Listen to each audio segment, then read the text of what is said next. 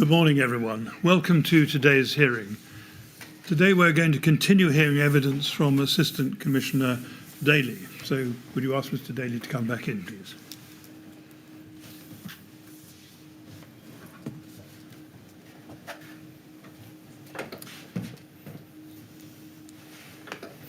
Good morning, Mr. Daly. Morning. All ready to carry on? Yes, yeah, absolutely. Good. Thank you very much. Yes, Mr. Millett. Good morning, Mr. Chairman. Good morning, members of the panel. Good morning, Assistant Commissioner. Good morning. As a brief reminder, at the end of your evidence last week on Thursday, I had shown you the Bureau Veritas report that was produced by them in November 2016 after the Shepherd's Court fire. And you'll recall that it related to the testing of the panels that were on the outside of the building. And they'd carried out those tests in August 2016.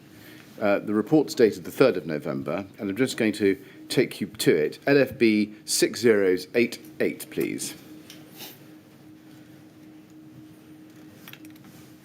And I showed you quite a lot of text in this report on pages 1 and 2. If we can pick it up at page 3, please, at paragraph 3.4, it says this: the flame test showed that small ignition sources acting in a localized fashion would not significantly threaten the integrity of the panel and would be unlikely to ignite a panel. However, as the fire develops and grows further, it is possible that a wide flame front could end up acting on the steel sheet of the panel. The heat from the flames would be conducted through the steel sheet and would therefore melt away the blue foam layer underneath. This would occur in a progressive fashion as the fire develops and would ultimately lead to the steel sheet not being held in place by sufficient bonded blue foam. The weight of the steel sheet would then ensure that it would become detached from the remainder of the panel, likely fall away, and expose the heat-damaged blue foam and plywood layers to the developed flame front. This situation is likely to have occurred to the panels above the flat of fire origin when the living room windows of the flat of fire origin failed during the fire at this scene.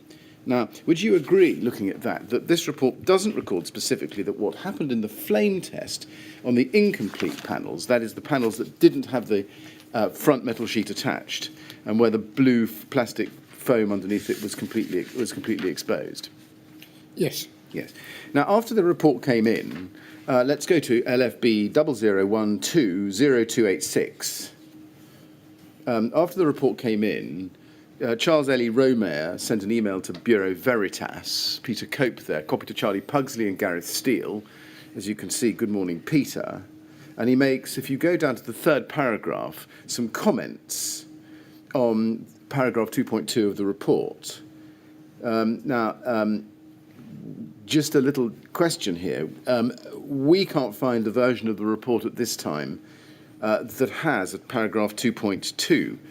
The one we have at LFB 6088 I've just shown you only goes up to paragraph 2.19. My question is, were there other drafts of the report that you're aware of to which the LFB had access around the 23rd of November 2016?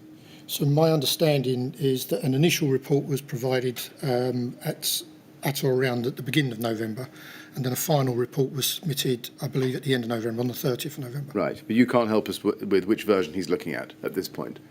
I suspect this is the interim version, just looking at the date, given that the final wasn't received until the 30th. Right. Now, if you go to the third paragraph, he says this: we note that paragraph 2.22 of the report does not include other effects which we witnessed on the sample for the second series, such as, and there are 4 bullet points: increased flame size when compared to the first series of tests, sustained burning following removal of the ignition source, the formation of flaming droplets, and the final test had to be stopped as there was concern regarding the flame height. We recall that view that the second series of tests behaved in a similar way with regards to the foam shrinkage, but overall the behaviour of the panel was different in a number of ways. Would it be possible to incorporate these significant differences in the report? Now, when Mr. Romeyer refers there to the second series, do you know if he's referring to the tests carried out on the incomplete panel, in other words, where the blue plastic foam was exposed? I'm sorry, no, I can't help you with that. What I do know is that the tests were repeated to ensure the validity of the results, so it may well be tests on both types of samples, but you'd need a conversation with Bureau Veritas to establish that, I think. Were you aware that Charles Ellie Romeyer had this exchange with Bureau Veritas at all? I was aware that there was ongoing discussion between fire investigation, our fire engineers, and the testing facility. That would be quite normal, really, just to understand the results as we'd asked for the testing to be carried out. Right. Now, Bureau Veritas went on to produce a second and final version of this report of the 30th of November, as you've just referred to. That's at LFB 6091. Can we please look at that?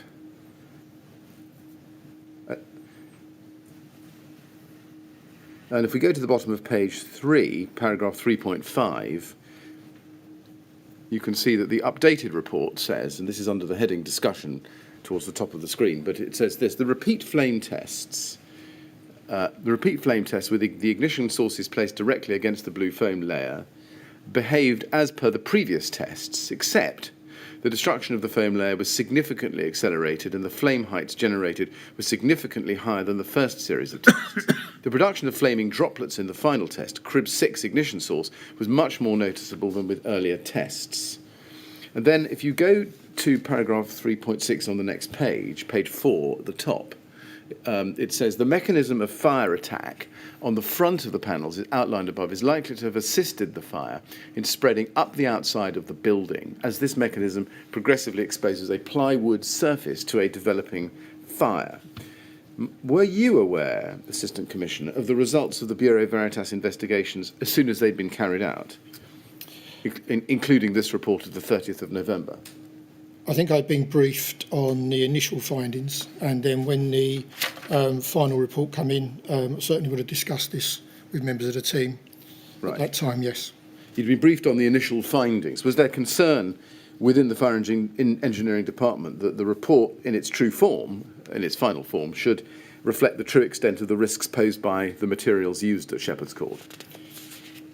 I don't think we were surprised by the findings. I think the fact we asked for the testing to be carried out was in recognition of the fact there had been some sustained flame development on the outside of the building that we would not have expected to have seen.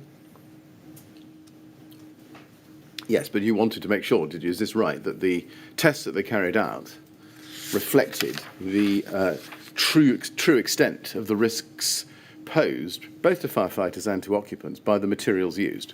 Yes, absolutely. I think the purpose of the testing was to understand the mechanism by which we'd seen the external fire spread.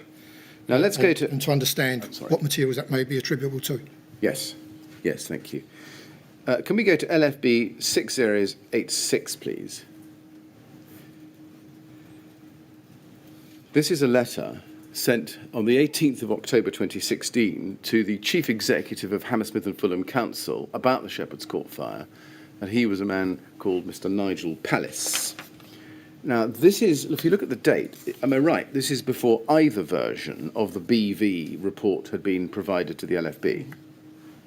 Yes. Yes. Now, if we look at page 2 of this letter, it's signed by Rebecca Burton, as you can see, for Assistant Commissioner Fire Safety.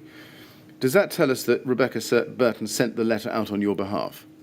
So routinely letters sometimes have an electronic signature from myself, but they would be generated within the teams. And so on this occasion, it would be as I believe in her role at the time was local team leader as part of the ongoing liaison with the local authority.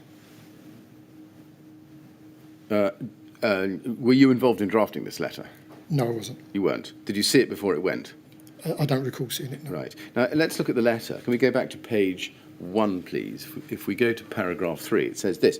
In summary, the tests demonstrated that the panel delaminated and exposed the insulation material. Once exposed, the insulation as well as the wooden backing appears to contribute to the combustion process, potentially increasing the size of the flames and fire. Therefore, the facade system may have contributed to the external fire spread. And in the next paragraph, she says, at present, the London Fire Brigade has concerns with regard to the combustibility of the products included in the panels and believe these panels have been used in the neighbouring premises. Now, were those concerns that she speaks of, Rebecca Burton speaks of there, based on the LFB's own internal conclusions, based on what your officers had observed from the Bureau Veritas tests, rather than Bureau Veritas's own conclusions? I think it's safe to say that they are the result of the ongoing liaison with Bureau Veritas, the fire investigation team, sort of working assumptions as the testing was being conducted, and an attempt in this case to highlight to the relevant local authority where the materials were known to be present of a potential risk. Right. it's clear from this, I think, as you'd accept, that you were, is this right, keen for the Chief Executive of Hammersmith and Fulham Council to know about the dangers of this material, even before Bureau Veritas had formally, or even in draft, reported? Yes, I think we had witnessed external fire spread, Yes. so therefore it was important to share that with the person with responsibility for managing that building. I think the further work was for us to understand the full mechanism, and then, as I'm sure we'll talk about at some point, the further letter that went out to local authorities to understand the extent to which this might be a commonplace within the built environment. Because I think, as we said earlier on Thursday, it's not always, it's not possible actually to look at an arrangement, a spandrel panel, and determine whether or not it possesses the same qualities. So visually they may present the same, but might have quite different qualities. So that was the purpose of the testing, and then the ask of local authorities to understand the extent to which this might be an issue. Yes, I'm just picking up on that. As you can see, the letter, as I've just read to you, refers to the neighbouring premises, but doesn't suggest a wider review of other premises across the borough. Why was that? Because I think at this point it was limited to what we believed. We understood those panels were in that block, and I believe there was information to suggest they were the same panels used in the sister block. But I think the letter that we sent out later was to ask then the wider question about what may be present in the built environment. Did you yourself or anybody else involved in putting this letter together consider advising Hammersmith and Fulham Council to reconsider the stay-put policy for the neighbouring premises, or some other kind of strategy, evacuation strategy, while it was confirmed whether they did or didn't have the same panels?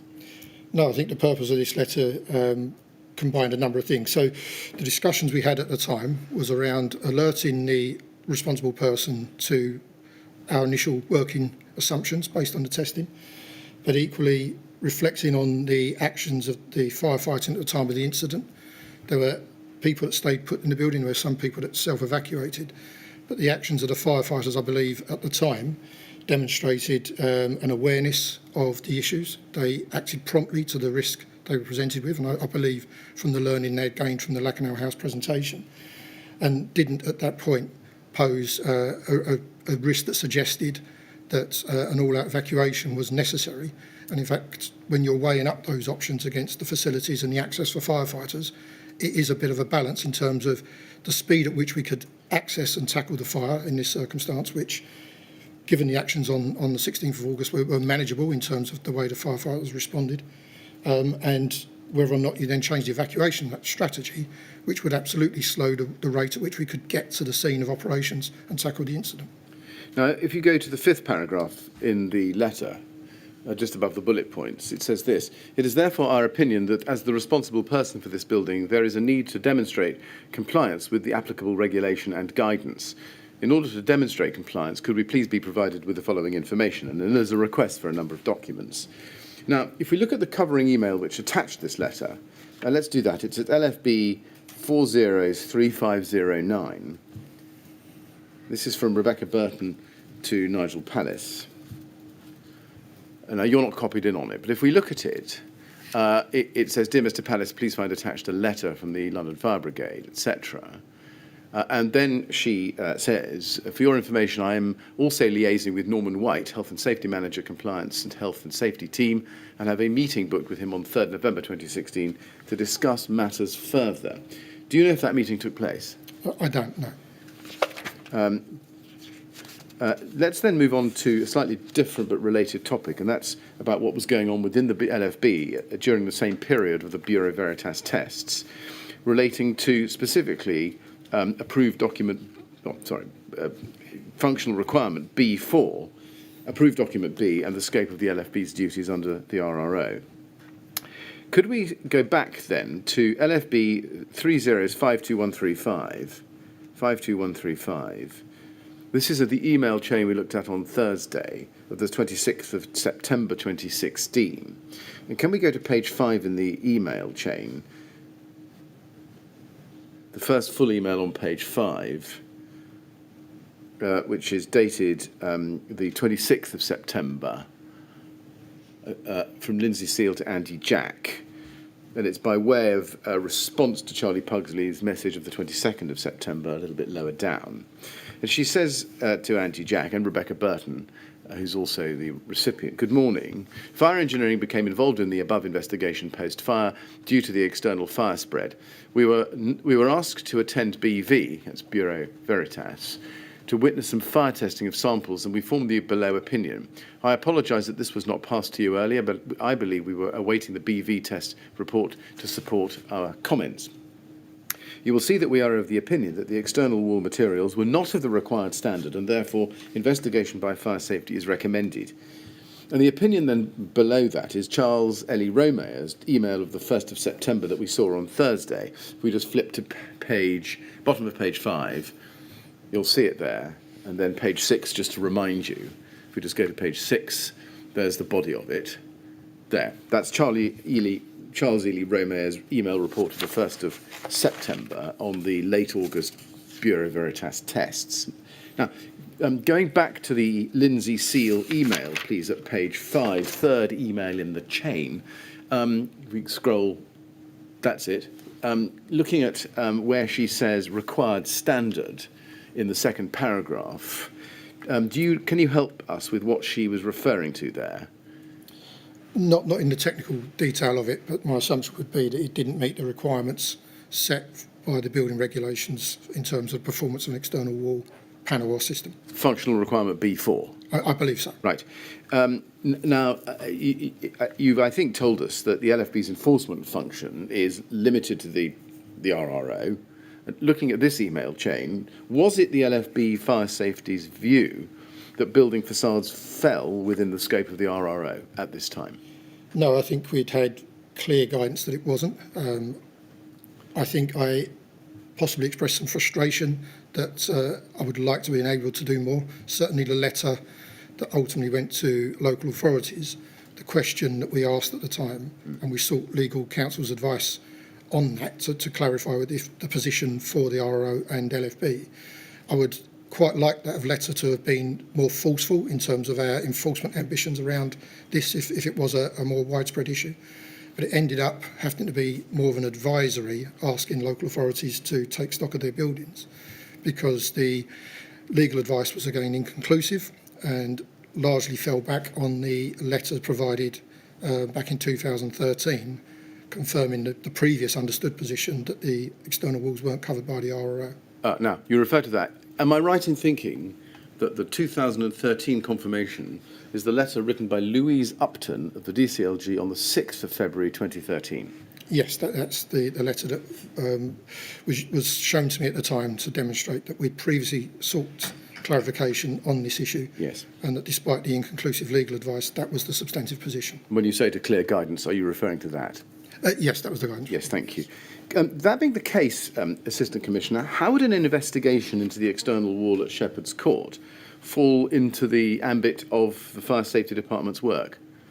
I think we had the expertise to form a view and to raise those issues with those who do have responsibility.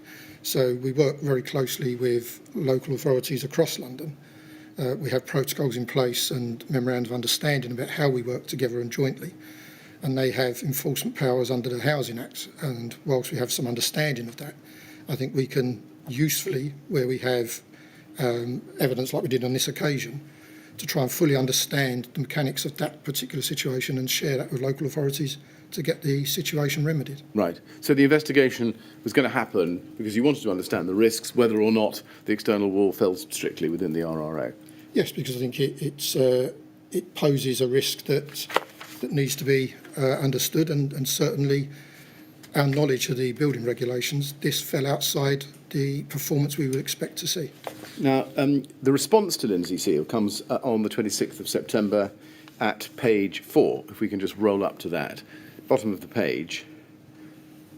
Andy Jack writes back to Lindsay Seal, same day, 26th September, and at 9:57. And at that time, I'm right, I think he was head of fire safety enforcement, wasn't he? He was, yes. And if we look and see what he says this: "Thanks, Linz. I believe this incident is an archetypal example of the issue faced across the residential built environment due to lack of adequate guidance and consequent historic misinterpretation by building control bodies of function requirement B41 to the building regulations." From other investigations, it is apparent that while the second limb of B41, fire spread between buildings, is known and applied, the first limb, resist the spread of fire over the walls, is not. And then he goes into what happened at Lacanau, attaches some attachments, including the Rule 43 letter, to the DCLG and the DCLG's reply. And then he says, finally, the fourth letter is a letter from DCLG, Brian Martin, covering interpretation of ADB. Just from recollections purposes, that was a letter written back to Ron Dobson, I think, some years before, we saw earlier. And then he says this. Overall, although a new version of the ADB guidance is apparently due this year or next, there is an ongoing issue for built environment for the construction and or refurbishment of blocks that has taken place over the last 30 years or more in relation to materials used and the approvals potentially given, including for window replacement involving spandrel panel replacement using competent person schemes. David, anything to add or correct me on? And David is David Kennett. Now, that's the view of your head of fire safety enforcement, shared, as we can see, with a number of colleagues in the fire safety department. Were you aware that Andy Jack was this concerned, in the way he expresses himself, about misinterpretation or potential misinterpretation of the building regulations? I think I had an awareness, whether it was as strongly expressed as that, but certainly in the immediate aftermath of the Shepherd's Court fire, I asked for a meeting with a team of individuals from the department that represented those sections that I felt would be actively engaged in our ongoing investigations. Right. Who did you meet? It would have been with, I believe, Gareth Steele represented our engineering, Andy Jack, the borough commander for Hammersmith and Fulham, the team leader, the incident commander before me, Andy Hearn, was part of that meeting. There may have been others, I think possibly some people from our comms department. But essentially, it was a group of individuals that I felt would have a supporting role in us understanding that incident and then sharing that understanding with relevant stakeholders who may then be able to influence a change where it was necessary. Now, as we've seen, what we've seen from this email is precisely the same concern that Commissioner Dobson had raised in his letter to Brandon Lewis, MP, in December 2012. Yes. Wasn't it? Now, in the context of, and that was in the context of Lacanau, was it as a result of those concerns over misinterpretation of approved document B, or particularly functional requirement B4, that Mr. Dobson had indicated that in the Brigade's view, further guidance was needed? I suspect it was, yes. It was one of those elements, certainly. So is it fair to say that the request was knocked back and was still a lingering concern to the Brigade some 4 years on? Yes, I think that's fair to say that. Yes. Now, David Kennett replies, can we go up, please, to the top email on the same page? Same day, and he's the team leader for the Fire and Safety Enforcement team. He says, only to add that in 2010, we engaged Adrian Prest to advise us on interpretation of B4. Adrian had been head of building control for several local authorities. As I recall, his advice was that the fire resistance of the external face of the building was only relevant with regards to distances from boundaries and unprotected areas. We, including Paul Jenkins, took the view that the FR of the external face was a requirement in its own right. Hence the letter to Brian Martin, who confirmed this to be the case. Brian was also horrified that such an experienced BCO, Building Control Officer, should misinterpret B4 in this way. I wondered at the time, bearing in mind that lack of guidance on this issue, whether his view was commonly held. Indeed, Adrian had checked his view with another senior colleague before providing us with written advice. Now that, I think, is the advice from Adrian Prest, which I showed you from 2010, which you weren't able to help with. Did you ever yourself discuss this question with Andy Jack or David Kennett? I don't think I discussed that particular question, but I think the understanding that was shared with me when I asked questions around this was the one that LFB understood, that there was a requirement in terms of proximity with other buildings, but there was also a requirement of the materials in their own rights on the building to which they were attached. Were you concerned that Mr. Prest's interpretation of functional requirement B4 might have been more widely held, having now seen what Mr. Kennett's view was in 2016?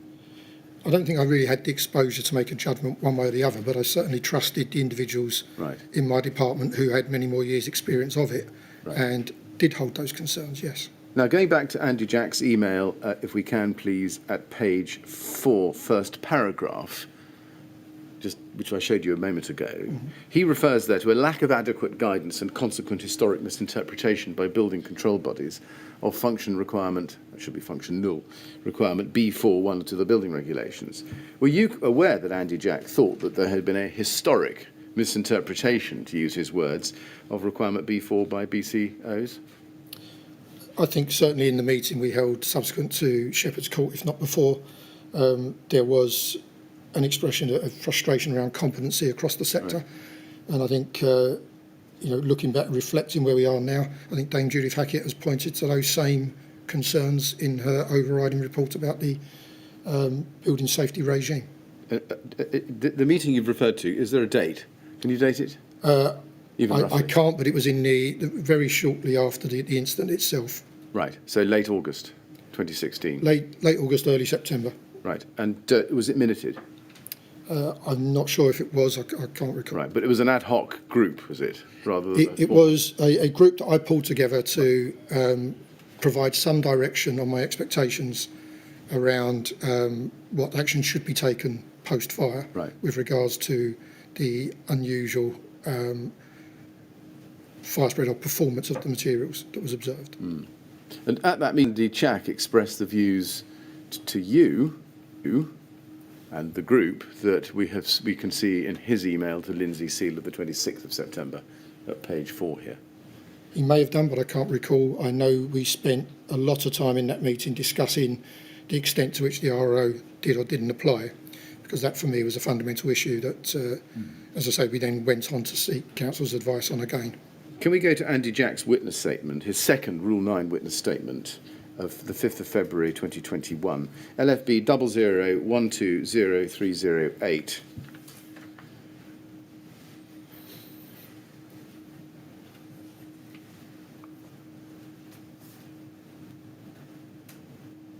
And if we go to page 4 in that, please, paragraph 14, he says, in the second line, however, the adequacy of the ADB in respect of B41 was a live issue for the investigation of offences in respect of Lakenhall House and during the preparation for and the hearing of the Lakenhall House inquest. Certainly, following the Lakenhall inquest and the Rule 43 recommendations made by the coroner on the 28th of March 2013, it was a commonly held view at the LFB that the guidance to B41 was insufficiently clear.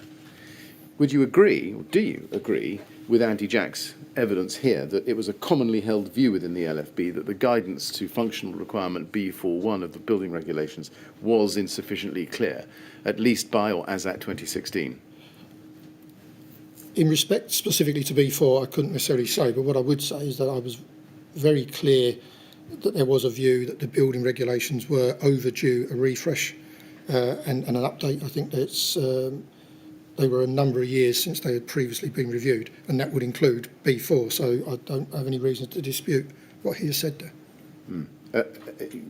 You say you couldn't necessarily say. Are you saying you disagree, or you have any reason to disagree with Mr. Jack? I have no reason to disagree. You have no reason to disagree. Now, given the clarity of the exchanges in 2010 that we've seen, namely that there are two requirements in B41, the second of which, the second limb, relates to the spread of fire over the surface of the external walls. Why was it still unclear to the LFB? Alan Martin had made it perfectly plain in 2011. Yes, absolutely, but I think what was being expressed was the fact that the guidance hadn't necessarily been updated, despite letters clarifying the position. If the guidance isn't updated, then that will leave those with responsibilities for understanding and applying the guidance to misinterpret in the way that there were concerns expressed here. Yes, I see. Now, he goes on to say, if we can go to page 7, please, of the statement, paragraph 24, that it was a commonly held view, second line, at the LFB, that there was a widespread misunderstanding by building control bodies and industry stakeholders of the scope of B41 as it applied to the regulations governing spread of fire over the surface of a building, and that this misunderstanding was fostered by a lack of clarity within the guidance. And he refers to the letter from the Commissioner to the DCLG in December 2012 and September 2013 we've seen before in evidence. Do you agree with Andy Jack's evidence that there was a commonly held view, as he explains there?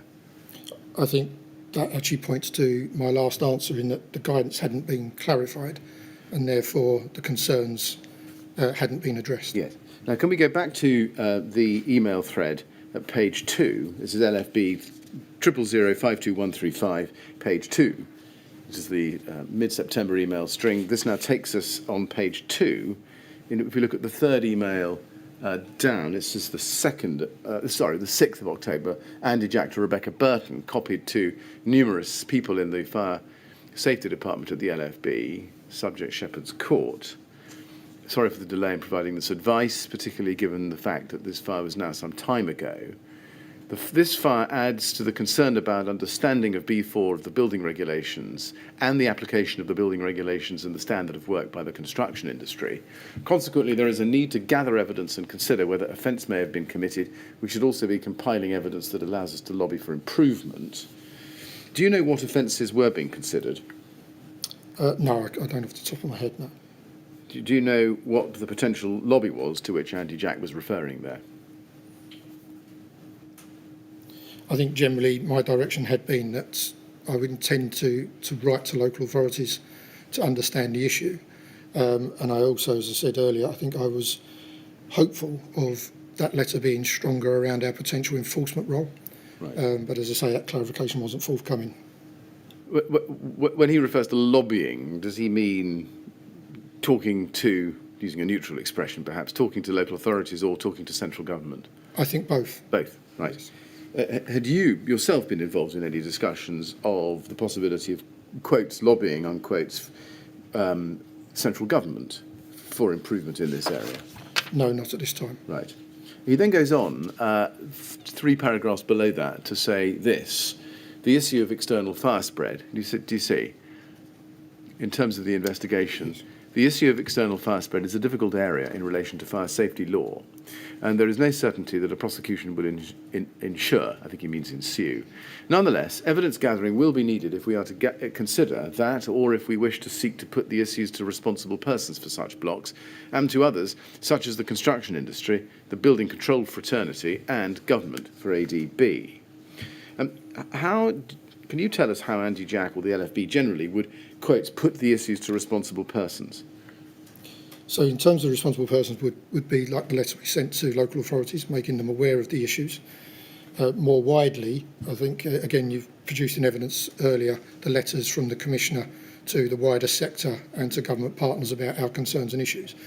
So my expectation was that we would follow a similar vein, but using this particular incident as an example to evidence our concerns. Right, so this was raising awareness, but perhaps not taking much further action beyond that. I think given the limitations of our role, it's about educating others around our concerns or the evidence that we were able to get from this particular incident. I think what is an issue for us in this regard is that these incidents are reasonably rare. I think the example you showed the other day was from 10, 11 years ago, and then the example prior to that may have been Lakenau House. That in itself points to the sort of rarity of it and the difficulty in generating an evidence base that which partners may well consider a priority for them given the other conflicting priorities they may well be managing. When you say rare, I think you said relatively rare. Yes. Nonetheless, when they happen, they are a matter of grave concern, aren't they? Absolutely. Now, Spencer Sutcliffe responds to this email, and this is the same email run at page 1, please. Same day, 6th October 2016. Second paragraph. Following Lakenau and other high-profile incidents, the 10 PF in Richmond comes to mind. Are we actually saying we still do not know whether we can enforce in this area? Would it be right to say that this is exactly what Andy Jack is saying when he says there's no certainty a prosecution will ensue? Yes, I think that's exactly what he was trying to convey. As far as you were aware, Assistant Commissioner, was it the case at the time that these emails were being generated internally within the LFB, early October 2016, that the LFB didn't know whether they had the power to take enforcement action in relation to this issue? I think the understood view is that we didn't, but at the same time, there was certainly, because the direction I gave was to ask that question again, because I think I was aware that there had been the previous exchanges that hadn't elicited the change we were hoping to see. Yes, I see. Now, if we continue on this email, in paragraph, the fifth paragraph down, he says, please bear in mind, do you see that? He says, please bear in mind that every time we does this, there is a partnership at stake, and a very key one for Rebecca in this case. Bearing in mind the backdrop of a good news story where compliance with the previous EN went some way to prevent internal fire spread and greater risk to occupants, what is the partnership at stake that he's referring to there? So I think that's the way in which we work with local authorities, the partnership that we'd have in that regard. Certainly in the meeting that I had initially with that group, I had urged discretion in the matters that we were dealing with, purely on the basis that visually, across the built environment, you will see this type of installation. And what I didn't want to do was to suggest without evidence that this issue was widespread and cause unnecessary concern for residents and equally for local authorities, given, again, the number of issues they would be dealing with in the built environment and making sure that they spent their time, attention and money in the right areas.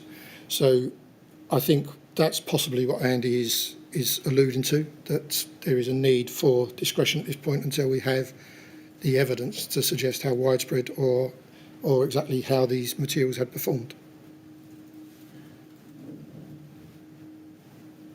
What sort of evidence were you hoping to get? I think the test results was the first part of that. I see. And then I think the second part was by writing to local authorities and other registered social landlords was to understand the extent to which these materials might be present in the built environment. Right. As I say, it's not possible to ascertain that visually. So is it fair to say that your approach at this point was a cautious one, given the relationship that you wanted to preserve with London local authorities? I think where we took preemptive action with the local authority responsible for Shepherd's Court, because we clearly had seen the evidence, we didn't need to wait for test results, there was evidence there of external fire spread, and so it was right to move proactively with that local authority. But I was certainly urging caution elsewhere until we had the evidence, and indeed the advice from council to understand, again, our legal position as to what approach we would then take as we understood the wider issues. Yes. Yes, thank you. Now, if we then go to LFB 3033033, this is an email from Gareth Steele, one of your senior fire engineers, as you told us, of the 1st of December 2016 to Charlie Pugsley, Lindsay Seal, Charles Romeyer, Spencer Sutcliffe. And you were copied into this, as you can see, with others. And the subject is meeting request from AC Daly, 6th December 2016. And he says in the email at the start, you'll have seen the invite from Hannah on behalf of AC Daly. Is that Hannah Lua? Hannah Lowther, yes. Lauer. She was my personal assistant. Right. I've been mispronouncing her name, I think, for some months, but it's Lauer, is it? Lowther, yeah. Great. She says, you'll have seen the invite from Hannah on behalf of AC Daly for Tuesday next week. We, Fire Safety, are preparing a response to Hammersmith and Fulham, which will include recommendation on investigation, assessment, remedial works regarding the external cladding and its performance in fire. Any direction we provide to H and F will be equally applicable to most other local authorities and private blocks and could involve significant expenditure. This could be the proverbial cat out of the bag on this issue, and AC Daly has asked that we consider what the advice should be, the implications of the advice, if we enforce or advise, and how we get the message out, amongst other things. I'm paraphrasing somewhat, but AC Daly will provide us an introduction on the strategic implications for us to consider. Now, the first question is this the meeting that you pulled together? Yes, I believe it is. Yes. Right. Is this the first time that it met, or was there an earlier meeting of this group? Looking at this, I would suggest it's the first meeting. Right. So later than I suggested earlier. All right. Now, when Mr. Steele says that the advice to Hammersmith and Fulham will be equally applicable to most other local authorities and private blocks, does that tell us that the LFB knew or at least suspected, that there were widespread failures to comply with building regulations across London in respect of external wall fire spread? I think I suspected that this wouldn't be an isolated case. But again, part of writing to local authorities was to understand that completely rather than work on an assumption. As I say, visually, whilst they may look the same, that's no guarantee of performance. And he says this could involve significant expenditure. Was the Fire Safety Department anticipating in any way that the Shepherd's Court fire could prompt the kinds of widespread reassessment of external cladding and decladding of buildings that's taken place following the Grenfell Tower fire? I don't think we could have ever envisaged what we're seeing now and how widespread the issue is. But certainly, I think my working assumption was this wouldn't be isolated. And in any regard, it would be an expensive process, regardless of the number of buildings. Is that why the response to the Shepherd's Court incident could be the, as it were, cat out of the bag? Yes, I'm not sure whether I use that phrase. It could easily have been me, but I think that points to me urging discretion in the handling of the information and the matters. Yes, and indeed Gareth Steele, in his witness statement, suggests that it was your expression. Just for our reference purposes, that's LFB 201203009, page 4, paragraph 13. But what did you mean by cat out of the bag? I think London Fire Brigade are largely a respected organisation, and if there was unfounded concerns raised without the evidence to support it, that could cause distress for residents living in these types of buildings. It could trigger a disproportionate response from building owners. I'm very conscious of the fact that there are significant pressures on housing budgets to improve housing conditions in a number of areas and provide housing in the first place. So what I wanted was to provide the evidence and understand the scale of the issue so that any response was targeted to meet the risk as opposed to based on unsubstantiated rumour, for want of a better expression. I mean, the use of the expression is what it is. By using it, did you mean that the LFB's knowledge of the dangers of external fire spread, particularly up cladding systems, and the widespread use, potentially widespread use of combustible materials in cladding systems was up to that point a closely guarded secret? No, absolutely not. I think what I was trying to suggest that we were now working on an assumption that we'd seen, well, not an assumption, we'd actually witnessed in that particular block external fire spread, and there was a working assumption that this may not be an isolated case, and that what we needed to do was have a formal position and understanding of that before we communicated that issue further and more widely. I see. So by the expression cat out of the bag, did you, forgive me for this, did you really mean opening a Pandora's box or a can of worms or the floodgates?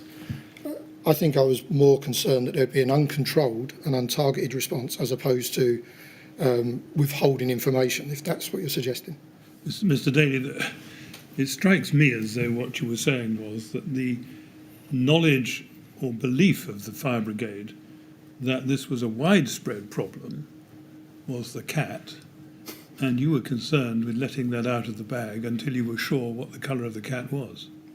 To a degree, I think it was more about related to the information from this particular incident rather than the longer held issues that we've covered here this morning. Right. It was understanding that particular incident. Yeah, thank you.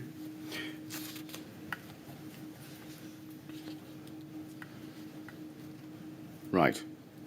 Did the, I think you've told us this meeting took place. It did actually take place. Yes. Yeah. Do you know what very, very generally was decided at it? Can you tell us in general terms? I think there was further asks of legal clarification to understand that position. So whilst we had the previous guidance, I wanted to revisit it to understand that, because as I say, I wanted in effect a stronger letter to be able to be sent to local authorities and social landlords if there was an issue, that we could then understand it better. There was equally the issues around the fire started in the white goods, and that was a significant campaign for us at the time around total recalls. We experienced around 300 fires that start in white goods in London, So when you set that against the context of 6,000 dwelling fires a year, it's about 5%, and that is an event that I would refer to as a common event, and therefore was an important issue to use the evidence of this incident to keep moving that campaign forward. There was also the liaison with the local authority, the initial local authority, Hammersmith and Fulham, on the issues as we understood them at that point. And again, the understanding of what I wanted to come next, which was that letter to local authorities and to registered social landlords. Now, let's go to LFB 00120731, which is Nigel Pallis's response to Rebecca Burton's 18th of October letter. This one's dated the 3rd of November 2016. It's addressed to you, as you can see, and if you look at the first paragraph, Mr. Pallis suggests some sort of surprise that the facade panels have been shown to have contributed to the fire spread, and he asks for further information about the LFB's testing of panels. I've summarised that there. Is this what prompted your request for an internal meeting with the Fire Safety Department in December 2016, as we've seen? I don't think it was. I think I wanted that meeting anyway. Right. And then if you go, please, to LFB 403511. This is Rebecca Burton's letter to Nigel Pallis responding to Nigel Pallis's letter of the 3rd of November 2016. This is dated 6th February 2017. And again, if you look, please, at page 3. I'm sorry, page 2. I apologise. Page 2, you can see it comes from Rebecca Burton, again, for you, Assistant Commissioner Fire Safety. Again, did you see this letter or have any input into it before it went? I don't recall, but I may have seen it. Right. Let's look at the letter in the first paragraph on page 1. She says, we are writing to you in response to your correspondence dated 3rd November 2016, requesting the results of our preliminary tests on the facade panels of Shepherd's Court. These were undertaken by the London Fire Brigade Scientific Advisors Bureau Veritas. Please find enclosed the report from Bureau Veritas, as well as a summary from the London Fire Brigade explaining further the issues raised. And then, if you go to the foot of the page, she says this: we also note that these panels have been used in the sister buildings identified as Bush Court, Roseford Court and Woodford Court, which are also Hammersmith and Fulham Council premises. And then there's a recommendation on the top of the next page. We consider that the Council needs to review the use of the panels for this building and its sister blocks at the earliest opportunity in the light of the tests by BV. In the first instance, we would suggest the BV report be reviewed and a fire risk assessment is undertaken for each building, taking into account advice from a suitably qualified and competent fire risk assessor and the Council's own building control department. It is our general expectation that a strategy to assist the risk and implement short, medium and long-term action in Shepherd's Court and the sister buildings listed above should be implemented. This assessment will need to take into account the fire safety measures already in place in the building, as well as potential mitigation measures to ensure that the potential vertical fire spread does not pose a risk to health and safety. And then there's a final paragraph which prefigures writing in general terms to public and private sector housing providers. What sort of measures did the LFB think should have been undertaken by Hammersmith and Fulham in the short, medium and long term? So I think the initial ask would be to carry out a survey of their housing stock to understand the issue. There was clearly information that suggested some blocks, some sister blocks, had the potential to have the same systems installed. So understanding the scope of the issue, then considering what medium-term actions may be required to ensure the safety of residents. And again, that would be driven by their risk assessment. And then the longer term, in my view, would be to remediate the issue. Do you know why those expectations weren't spelt out in this letter? Because I think it is an issue for the risk assessment in terms of how the other systems within the building may support the risk as it's laid out. I think when you look at the issue of fire risk assessment, it's not a general process, it is building specific. And there may be other mitigating factors in terms of systems and facilities available in a building that may offset the risk as it's understood. So it's not necessarily the job of the fire service to say how each individual building should be addressed, but it's certainly something that we would work in partnership with the local authority. If they came up with a course of action and wanted to ask our opinion on whether or not the course of action was suitable and sufficient, we may well take a view and provide advice as part of the protocol and our partnership with local authorities. I see. The letter, I think you'll agree, doesn't suggest a temporary change to the stay-put policy in place at the neighbouring blocks, which had by then, I think, been confirmed to have the same external panels as present at Shepherd's Court. Can you tell us why that was? Because that may not have been an appropriate course of action. I think it needs to be understood that in buildings that are not designed to support stay put, it's not a desirable situation to have people evacuating down the single staircase that may well be used for firefighter access and egress. It doesn't necessarily take into account the vulnerabilities of people in the building as well, in terms of how they would be managed and supported in an evacuation in the building that's not designed for that.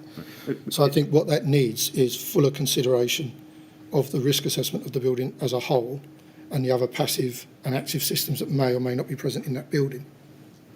When you say it needs to be understood that in buildings that are not designed to support stay put, it's not a desirable situation to have people evacuating. Did you mean that? Or did you mean buildings that are designed to support the stay put? Sorry, buildings that are designed to support stay put, yes, sorry. Yes. Now, again, the letter doesn't give a timescale for the fire risk assessments to be completed or ask that they should be provided to the LFB. Why was that? I think at this stage it was a general ask to the council. There's ongoing discussions and partnership work, and I'm sure that would have formed part of the issue as it developed. Did this event trigger a fire safety audit for the 3 neighbouring blocks? I can't recall. I would assume it would have done, but I can't recall whether it did or whether there was recent audit activity that was relied upon to understand the risk in those buildings. Right. Now you say you assume it would have done, and that's consistent with your witness statement, just for your information, paragraph 8. We haven't, I think, found any evidence that one was carried out. Can you explain? Or It may well have been, as I say, there may have been recent audit activity that was relied upon, that was recent enough to understand, but I don't have that detail now. Right. But at any rate, your evidence is that one should have been carried out. Should have been, or as I say, I think I would have accepted recent audit activity in a similar way we do now for the building risk review, which is the national piece of work that's ongoing. Now, while we got this letter on the screen, I referred, I think, in general terms, to that last paragraph. Mm-hmm. Finally, please note that the LFB will also write in general terms to public and private sector housing providers to draw their attention to the issue. Our recent experience from a number of fires is that the issue of external fire spread is not isolated to this particular block or to Hammersmith and Fulham Council. Now, that's early February 2017. To be clear, what was it specifically that led you to the view by this time that what you had discovered at Shepherd's Court might be a London-wide problem, or at least not confined to Hammersmith and Fulham? I think, just as I said, visually, that type of arrangement in terms of the glazing system that was installed visually does not look like it's isolated, and so reasonably there's a chance that similar materials or similar construction of spandrel panels existed elsewhere. Yeah. But that takes me back to my point that it was important to understand the testing and the mechanics of how those windows performed to then fully understand to what extent it did apply to other installations across London. What would the performance characteristics of these particular panels tell you about how widespread the presence of the panels was over London? I think from the testing, we would get a specification for how those panels were constructed, and that specification is something that others could possibly use to understand. And so the Bureau Veritas report, I think, does go into some detail around the materials and the construction of those panels. Now, we know that after the letter of the 6th of February 2017 from Rebecca Burton to Hammersmith and Fulham, you did write a letter to all the local authorities and housing providers 2 months later, 6th of April. We'll come to that in a moment. Before I do that, I just want to show you your police witness statement at MET 3077774 at page 4 at the very bottom. You say, The fire was in August, and I think we got the final report in around December 2016 or January 2017 from Bureau Veritas, who are our scientific advisors. Just pausing there, I think you wrote this statement before you'd seen the reports. Is that right? I'm not sure the date of this particular interview. Of the interview, no. And you say, from that I determined that I wanted to write to local authorities to make them aware because these things are everywhere. It doesn't mean that because they're UPVC with a spandrel panel that they are all constructed the same, but that was the point of the letter, to ask people to take into account what their construction is and whether it poses a risk. Now, when you said there, these things are everywhere, what exactly were you referring to? I think I was referring to the fact that visually there are similar installations elsewhere. Visually? Yes, visually. I mean, it's as I say, it's not possible to simply look at a panel and understand how it's constructed and the materials used. And when you say that was the point of the letter, to ask people to take into account what their construction is and whether it poses a risk, were you essentially saying that the Brigade had no way of knowing whether the panels that you say were everywhere were combustible or not, but that was something that building owners and occupiers needed to check? So when I say what was everywhere, I mean the type of installation of double glazed windows with a spandrel panel. So just to be clear, that's the point of what I'm saying is everywhere, not these particular panels are everywhere. And then I think the point of the letter was to share the findings of the testing and then ask people to qualify what materials and what construction their particular buildings may have on them. Did you have any sense of how widespread the use of combustible panels in external wall construction on high-rise residential buildings was across London at the time? No, but my experience was it was still a pretty rare occurrence. And so that in itself, because fires are mercifully fairly rare, doesn't qualify that the issue may not be a hidden risk elsewhere. So whilst I couldn't quantify it, I think it was important to do the work to understand the issue. When you say it was still a pretty rare occurrence, you mean a fire on such a building or the presence of these materials? What we witnessed in terms of the fire behaviour and external fire spread. Now, if we go then to the letter of the 6th of April 2017, that is at RBK 3026888. And if we look at paragraph 2, you say, my predecessor, Assistant Commissioner Steve Chirick, wrote to housing providers in March 2009 about a variety of matters relating to fire safety in residential housing blocks. One of those matters was replacement double glazing and the associated replacement of spandrel and filler panels on the external faces of blocks of flats with floors above 18 metres in height. In the case of this fire, we believe such panels were a contributory factor to the external fire spread. Now, you refer here only to spandrel panels and filler panels. Those are specifically panels around windows, yes? Yes, they are. Yeah. Are you referring to spandrel panels and filler panels because at Shepherd's Court those were the only cladding panels were spandrels around the windows? Yes, so that's what we witnessed at Shepherd's Court, and I believe the previous letter was referencing the experience of Lackenhauer House. Now, we saw in your, or rather Rebecca Burton's 18th of October 2016 letter to Nigel Pallis at Hammersmith and Fulham, that you referred to the panels as a facade system. We can go back and look at it if you like, but the word or the phrase facade system was used. Was it your own view or understanding that spandrel panels round windows are a kind of facade system? I think they make up the external wall, and therefore I would expect them to meet the functional requirements. B4? Yes. Was that a general LFB view? I think my view would certainly be informed from discussions with people in the department with more experience and technical knowledge of the issue, yes. Right. And had the fire safety department identified the fact that some high-rise residential blocks, for example Grenfell Tower, had been or were being clad across the full external surface of the building?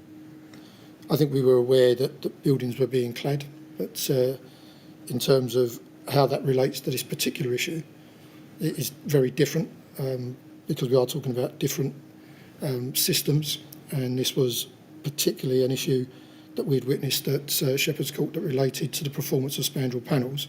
Yes. And those glazing systems that would be covered by a competent person scheme, in this case the fencer scheme. But our understanding was that that certification process only applied to the glazing elements and not necessarily the full installation. And I think that's what was leading to our concern as well. Is there any reason why you didn't tell the recipients of this letter that they should not just focus on spandrel panels and filler panels, but any cladding system? I think this was based on our experience at that point in time. But given that you knew that there were cladding systems going up, which would actually involve a far greater, more widespread use of potentially combustible materials, why not mention full-blown cladding systems as opposed simply to limiting it to spandrel panels and filler panels? I think it was important to focus on where we had experience of the risk. Right. Would you agree in any event that if combustible materials are being used in external panels, whether they're spandrel panels or a whole building envelope, the risk is the same, namely the risk, to a greater or lesser extent, of external fire spread? Yes, I think given what we know now, but at the time the experience was around spandrel panels, and that was informed, as I say, from both the Lacanau house fire and what we'd observed at Shepherd's Court. Did you perceive at the time that there was a risk that some recipients of this letter, to whom you were writing, might take a reductive view of what you were concerned about and limit their reading, their understanding of this letter to spandrel panels? So they'd say to themselves, well, we've got a full-blown system here, I can ignore that because this is just about spandrel panels. Did that occur to you? No, I don't think it did occur to me. I think that the letter was focused on the issue that we had evidence of to support our concerns. So I don't think it's unreasonable had they done that. I think had events not overtaken us, had we still been pursuing this issue through and found more widespread issues, I think that then would have formed the basis of some evidence to support our work to lobby around what we can see or perceive to be a wider misunderstanding, if that's helpful. Sorry. Yes, Mr. Daly, just to help me with this. I mean, would it not be right to say that the risk that you had identified arose not from the fact that they were spandrel panels, which simply I think you understood mean they fitted below some windows, yes, but from the nature of those panels, namely that they were composite panels with a combustible core? I can concede exactly what you're saying there, yes. But I think, again, what we are pointing to is what we had evidence of, and the evidence that we had of failing systems around double glazing was what was driving this piece of work. Yes, but you had experience of them in one particular location, yes, of the building. Did it ever occur to you that they might be used, or similar panels with a similarly combustible core might be used in other locations on buildings? I'm not sure it did at that time, no. All right. Thank you. If we go to paragraph 3 of this letter, you say, we have seen a number of cases, I just want to focus on those words, we have seen a number of cases where it appears on the basis of information available to us that the level of fire protection to the external face of the building did not comply with the requirements of Part B of the building regulations, insofar as they seek to limit the speed with which a fire can travel and spread over the external face of a building or may contribute to a fire. Which cases were you referring to when you say a number of cases there? I don't think there were specific cases that were being referred to. I think Lacanau House will obviously be one of those. But I think there had been some earlier communication and sharing of information around failures of double glazed systems elsewhere. But I don't think I could tell you which specific ones were being referenced when that letter was drafted. In the 5th paragraph, you say, well, it starts, in many cases, how these panels came to be used is not clear. And if you look at the 6th paragraph, you can see at the bottom of the page, it starts in the light of fires, plural, that have occurred. My question really is, well, what other cases are you drawing on there? Well, if we're simply looking at fires, plural, there's Lacanau House and there is Shepherd's Court. Right. As I say, there had been previous communications around the failure of double glazed units in terms of, in some instances where they form a more extensive external wall to a flat that had failed in the event of a fire. Now, if we go to the last paragraph of the letter on page 2, you say this: I would therefore strongly urge you to consider, I would strongly urge that you consider this risk as part of the fire risk assessment process for premises under your control. I suggest that you make sure all relevant information about any replacement window and facade schemes is fully available to fire risk assessors. Where no reliable information is given for a given property, it is our general expectation that the strategy to assess the risk and, where necessary, implement short, medium and long-term actions to address the risk. This assessment will need to take account of other fire safety measures already in place in the building, as well as potential mitigation measures to ensure that any potential fire spread does not pose a risk to health and safety. Now, the letter doesn't refer there, as you can see, I think, to the degree of risk to property and life from uncontrolled fire spread in a cladding system, despite what your fire safety teams had been told in the slide presentations from July and October 2016. We saw those on Thursday. Do you know why that is? This is, I think, the presentations I tried to convey on Thursday was an assurance, if you like, that we have the regulations in place that these systems will not pose that risk. Now, whilst we had concerns around how those things were interpreted, what we didn't have at that time was evidence of those type of system failures. What we did have was the evidence here around spandrel panels, and focusing the issue very much on those at the moment, because that was the known risk that we had evidenced and seen here in London. And in terms of that paragraph, the wording at the start is very deliberate in that it doesn't mention fire risk assessment. It's about risk assessment, because it is asking those local authorities, as part of their own risk assessment process that they would carry out as responsible persons for the building, to understand that risk, and for that risk to then be provided to fire risk assessors to understand in the context of the wider fire risk assessment. And I think that is a nod to the fact that we understood that under the RRO we couldn't enforce on that particular issue. I see. So was that a deliberate decision by your department? It was a deliberate decision. The word in there is quite deliberate. I think Had we received different advice, different legal advice in terms of our position, I think that may have been stronger and would have talked specifically about the fire risk assessment aspects. Right, but nonetheless, you are actually, aren't you, telling local authorities to get to, as responsible persons, to perform an RRO risk assessment on their replacement window and facade schemes, aren't you? I'm asking them to carry out a risk assessment of their premises as they would under the Housing Health and Safety Rating System. I see. And any findings, any risks that would be there should then be shared with a fire risk assessor. And I think, again, on Thursday we did cover the fact that where there are known risks, we would expect those to be taken into account in the fire risk assessment. So are we not to take it from this letter that the view of the LFB by this stage was that external walls fell within the scope of the RRO for the purposes of a suitable and sufficient risk assessment thereunder? Yes, no, our position was, our understanding was at the time that the RRO did not apply. Right. Now, there's no reference in this letter either to the difficulties that uncontrolled fire spread could pose to firefighters who would attend premises expecting it to be compliant with the requirement B4. Again, was that a deliberate choice? I think the letter was focused in as succinct a way as possible to draw the attention to the issue for which they would be able to concern themselves. Right. In terms of the performance of the firefighters on the day of Shepherd's Court, I think the firefighting actions that I certainly witnessed by the time I arrived and what was conveyed to me by the previous incident commander was that firefighters had responded to the fire spread in a manner in which I would have expected, possibly informed by the previous learning from Lacanau House, I dare say. To a certain extent, the incident was over-resourced, but again, I wouldn't criticise the incident commander for that. I think that was the incident commander providing enough resources in a timely fashion should the issue escalate. But in fact, the actions that were put in place were sufficient to arrest the spread of fire at an early stage, because we are talking about something very, very different to what we later witnessed at Grenfell Tower. Right.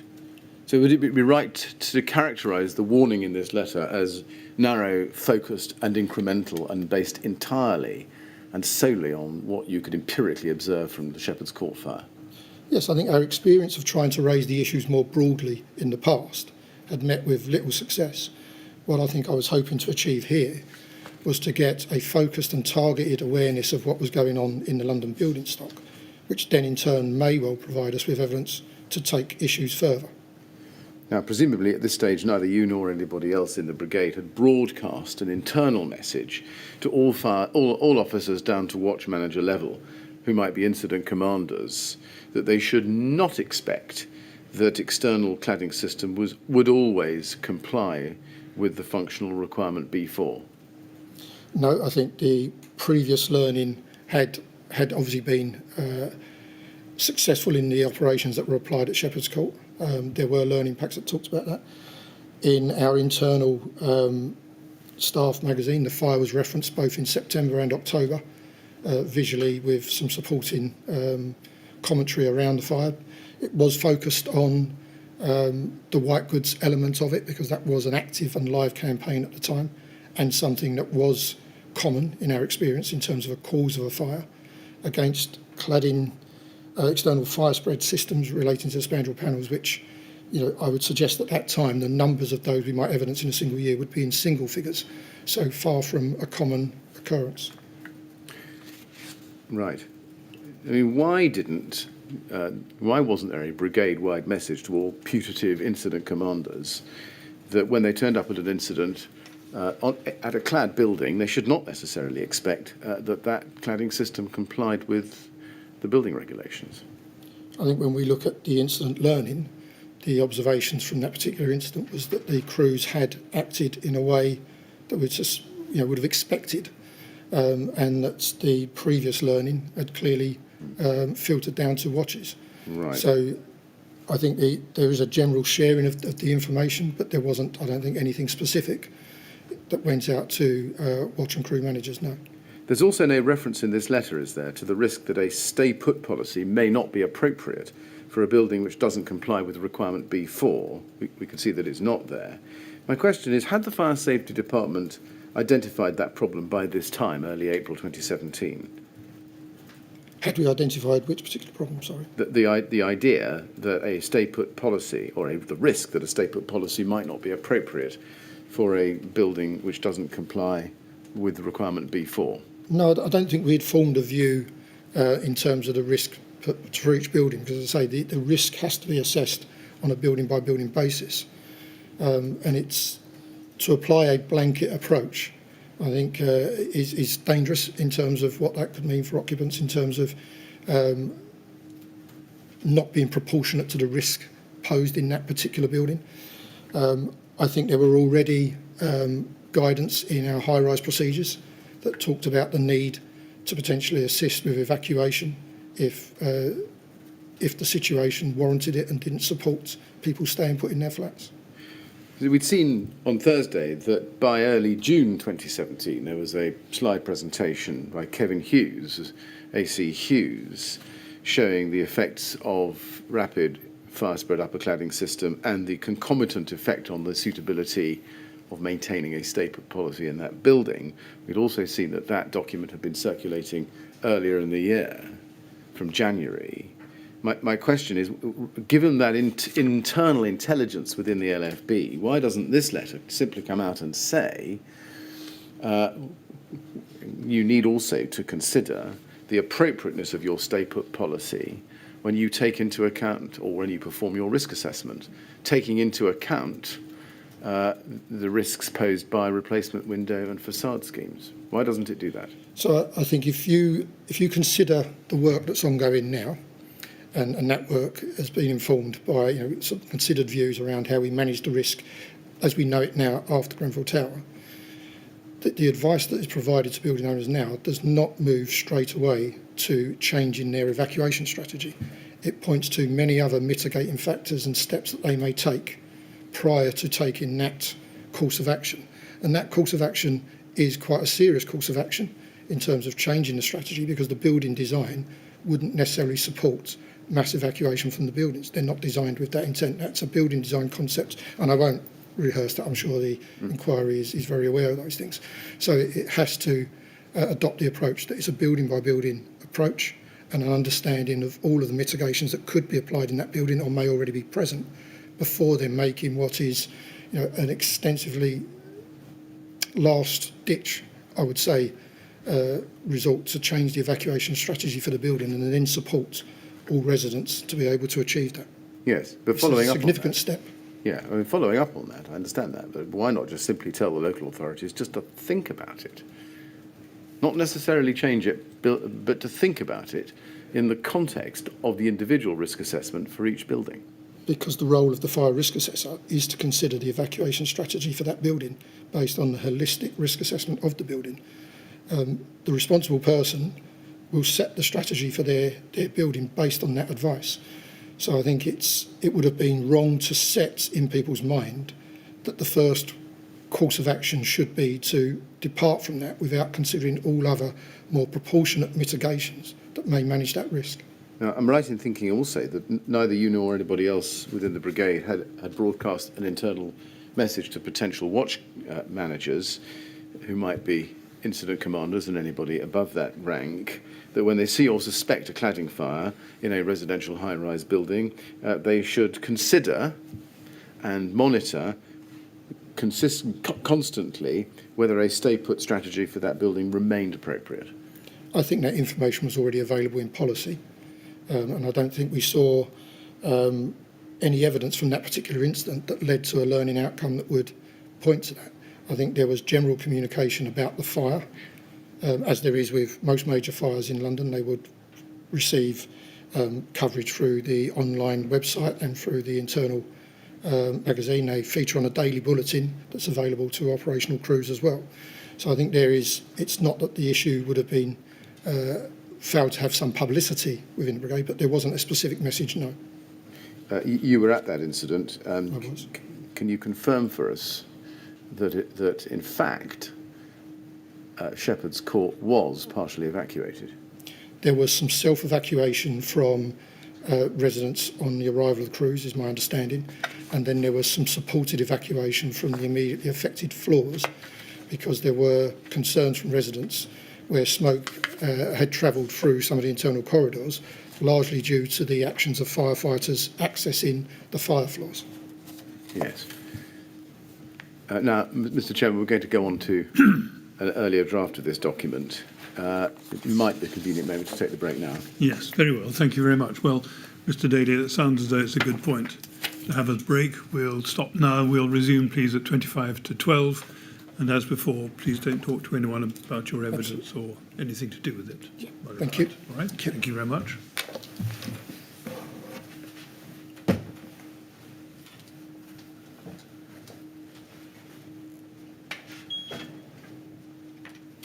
Thank you. 25 to 12, please.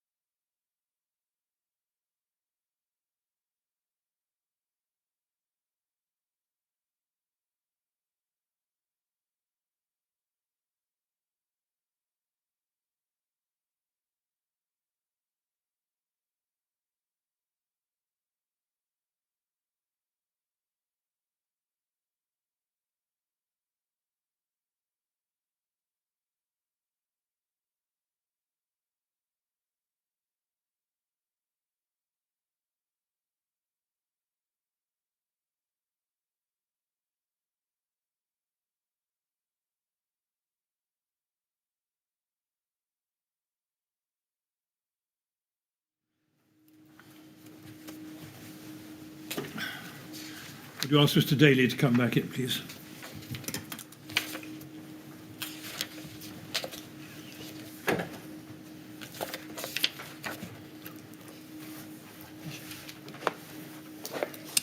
All right, Mr. Daly, ready to carry on? Yes, absolutely. Thank you very much. Yes, Mr. Millett. Yes, Mr. Chairman, thank you very much. Mr. Daly, can I now please go to a slightly different topic, but it's still Shepherd's Court. I just want to ask you about fire-resisting compartmentation in the context of that incident, and specifically a report that we understand you and Andy Jack prepared together for the Commissioners Management Board in August 2016. It's at LFB 00120301. Let's have it up. It's not dated, but I can tell you that Andy Jack has dated it as the 23rd of August 2016. And in his witness statement, he says, I'll quote, without going to it, that it was part of a wider piece of policy work that I had started to work on with AC Daly some months earlier. This policy work ran parallel to the work we were doing in relation to Shepherd's Court. And that's his paragraph 61 at page 18 of his witness statement at LFB 00120308. Now, looking at what's on the screen in front of you, do you remember that you had a hand in compiling this draft document? I certainly would have reviewed it and made comment, yes. Right. Now, we can see from the top of the first page that it was drafted for the Performance Management Board. Is that the same departmental management board that you referred to in your evidence on Thursday? It is, yes. It is. And you chaired it, and I think it was attended by the heads of the different functions within your department. Yes. Yes. Now, can we go to Andy Jack's witness statement at page 18, paragraph 61, where I want to show you LFB 00120308, I can read it to you at 61. He says, sorry, page 18. He says, it's quite long, but he says, on 1st of December, I emailed Gareth Steele, Charlie Pugsley, Lindsay Seal, Charles Romayer, Spencer Sutcliffe, and Andy Hearn in response to an invitation, and we've seen that invitation. In that email, in response to the issue as to the appropriate action to take in respect of Shepherd's Court, I refer to a paper on compartmentation between flats, state that the scope of the paper extends to the envelope of the building, and that the paper does cover options for education/enforcement. This paper was a draft document entitled Fire Resisting Compartmentation Flats, dated 23rd of August 2016. And he goes on with the bit I've just quoted.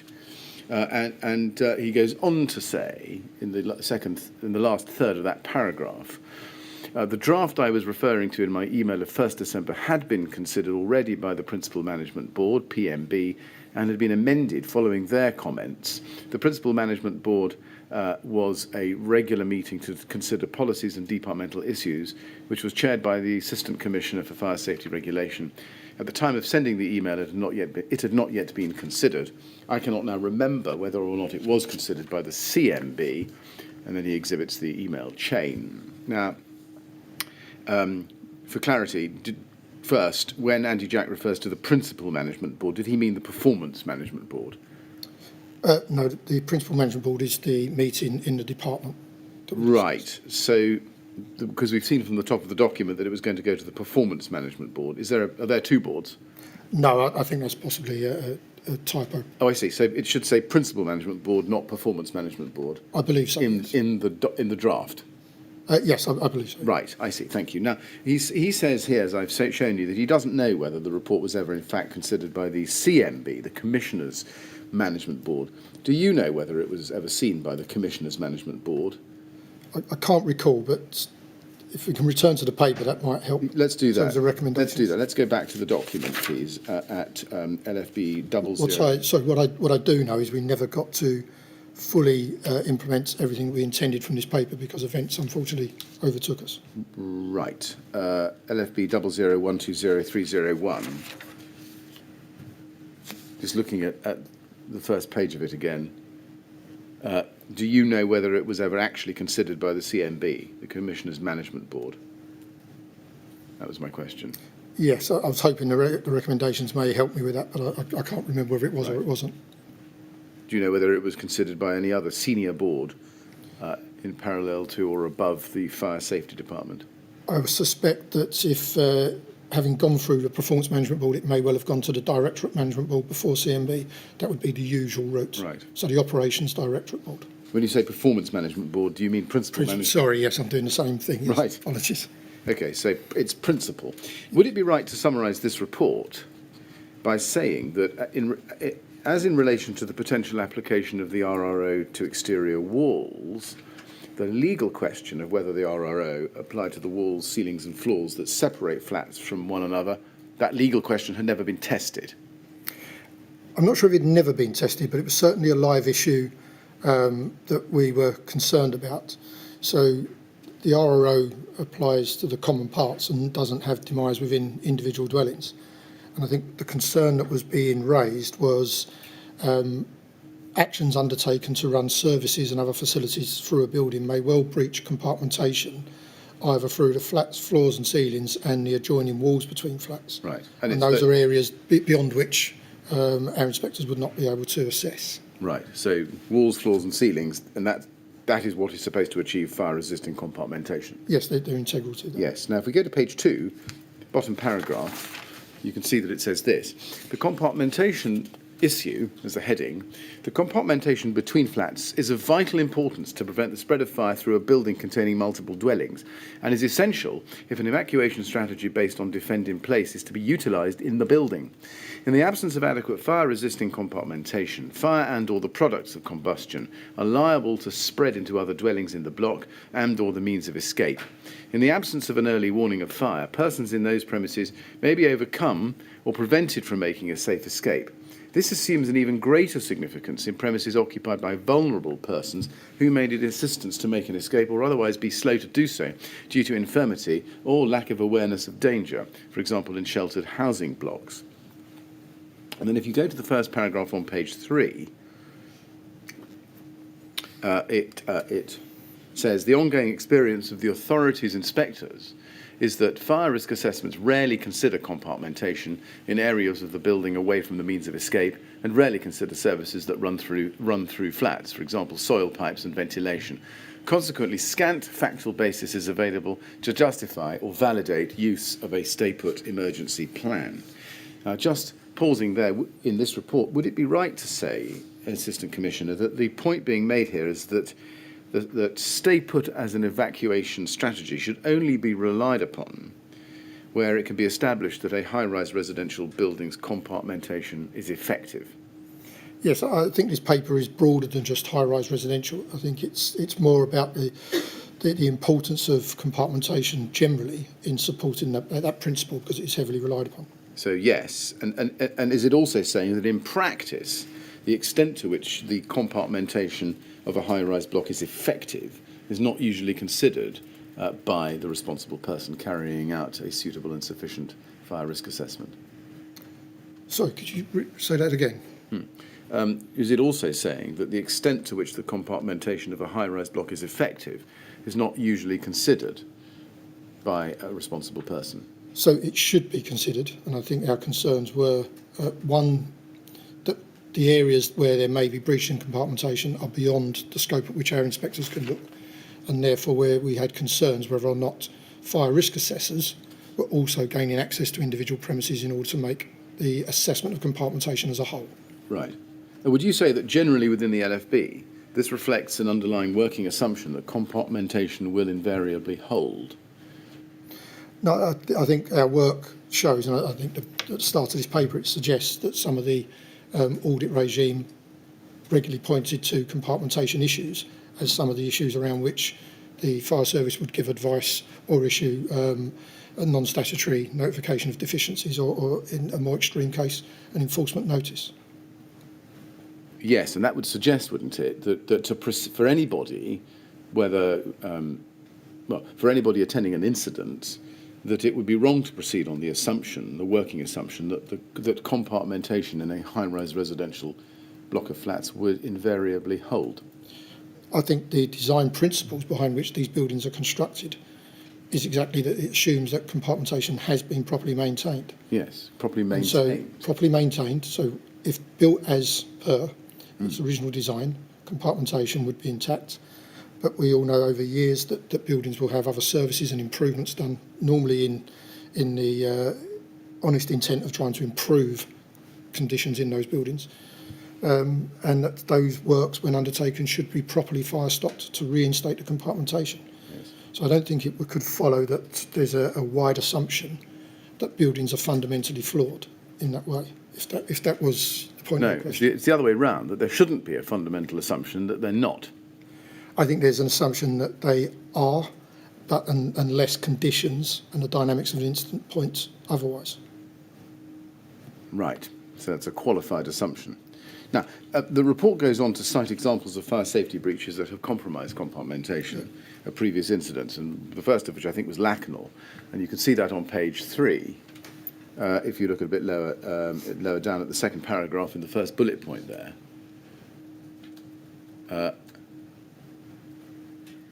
Although it doesn't, I think, well, it refers to the communal ventilation system at Lacanal, which allowed products of combustion to percolate from flat to flat.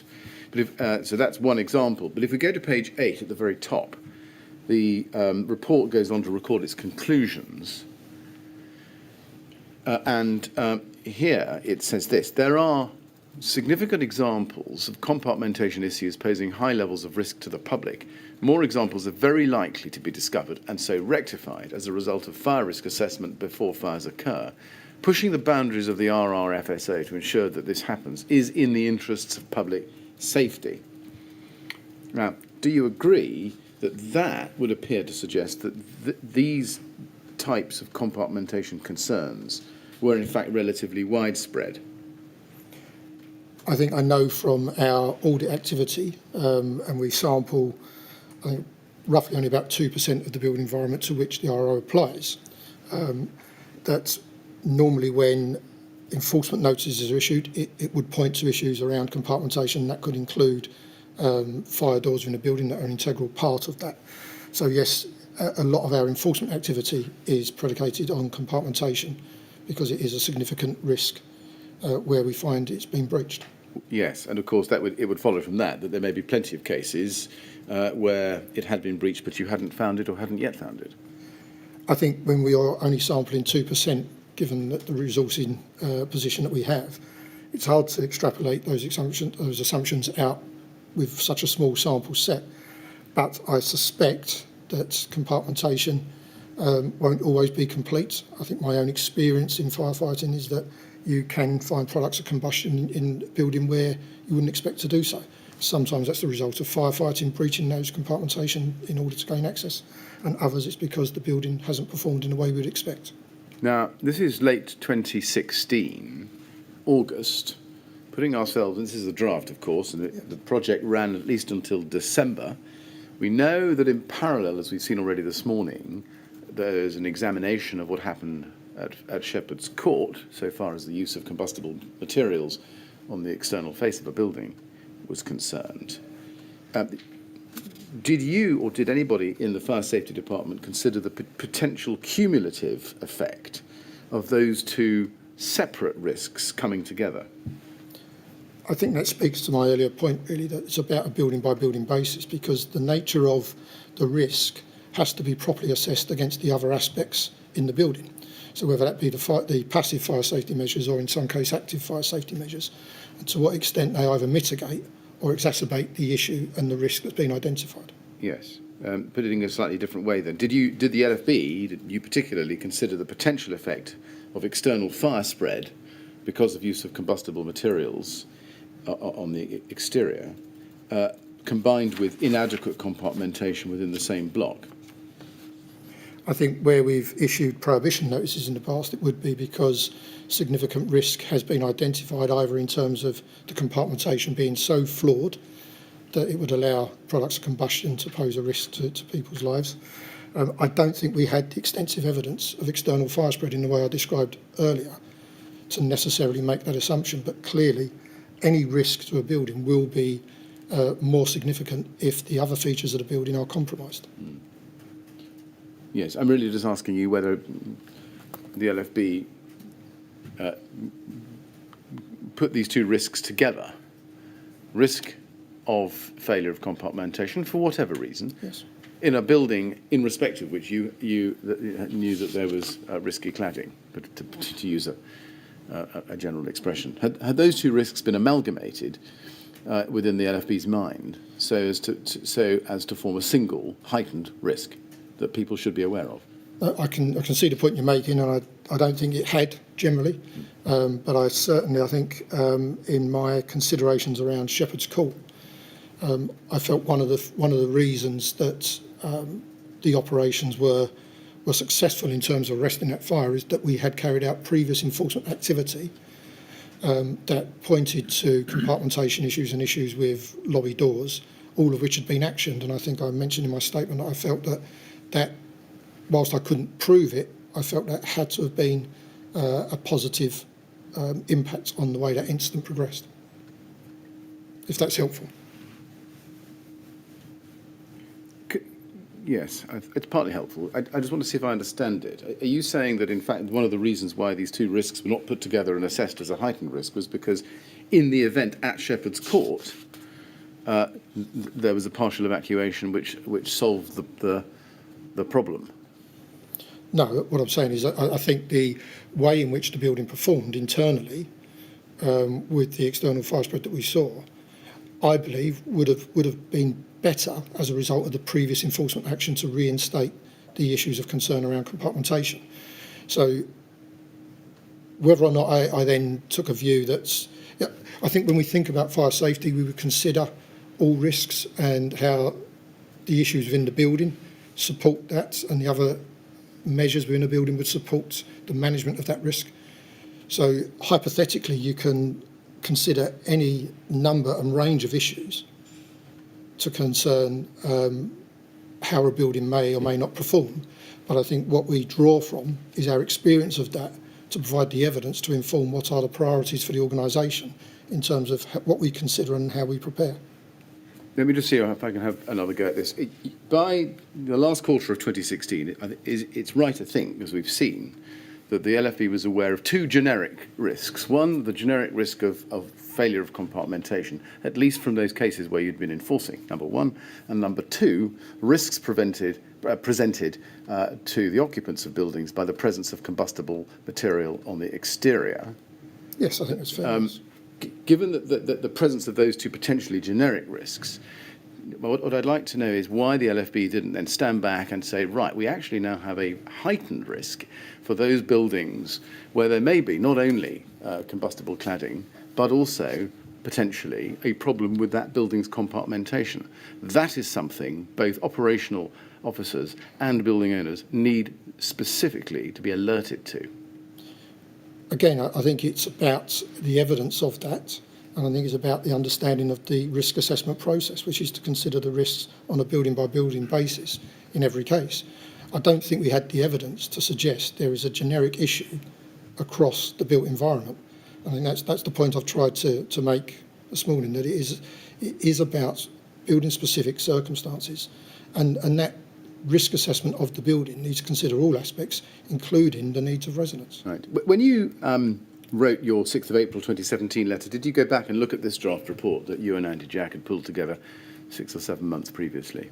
I think this report was still being produced at the time, because I think it was one of those issues that followed on after the activity around Shepherd's Court. It was being produced at the same time, but I think its timetabling fell down the order, if you like, behind the issues we wanted to raise around Shepherd's Court. Right, I see.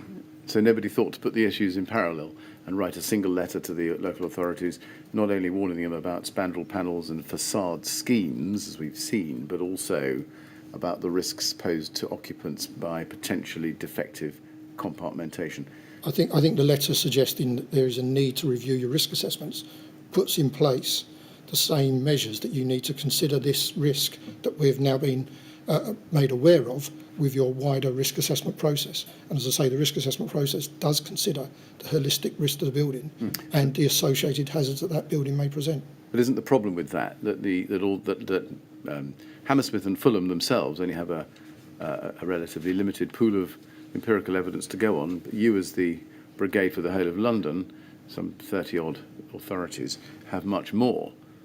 And therefore, why not give them the benefits of what you were seeing so far as compartmentation is concerned, as reflected in the draft report we're looking at? I think Hammersmith and Fulham had been subject to enforcement and would be aware of those issues because it applied to some of their buildings. But I do see your point as well. No. Okay. Now, did you take any steps, or did the Brigade take any steps to approach central government at this point and alert them to the specific concerns reflected in the draft report and then the later emanations of this project?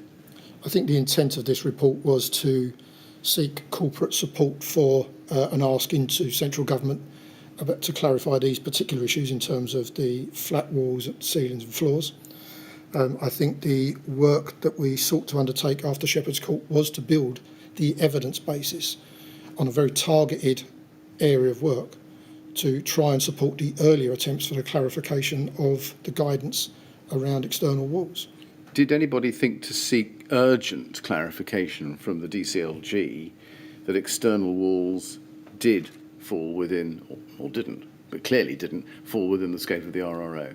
So we'd already had clarification previously, and I think our steps first of all was to ask Council's advice, which is what we sought, and one of the reasons why the letter was somewhat delayed, and then I took a decision that the letter would go out as an advisory rather than delay it further because the legal advice was inconclusive. I see.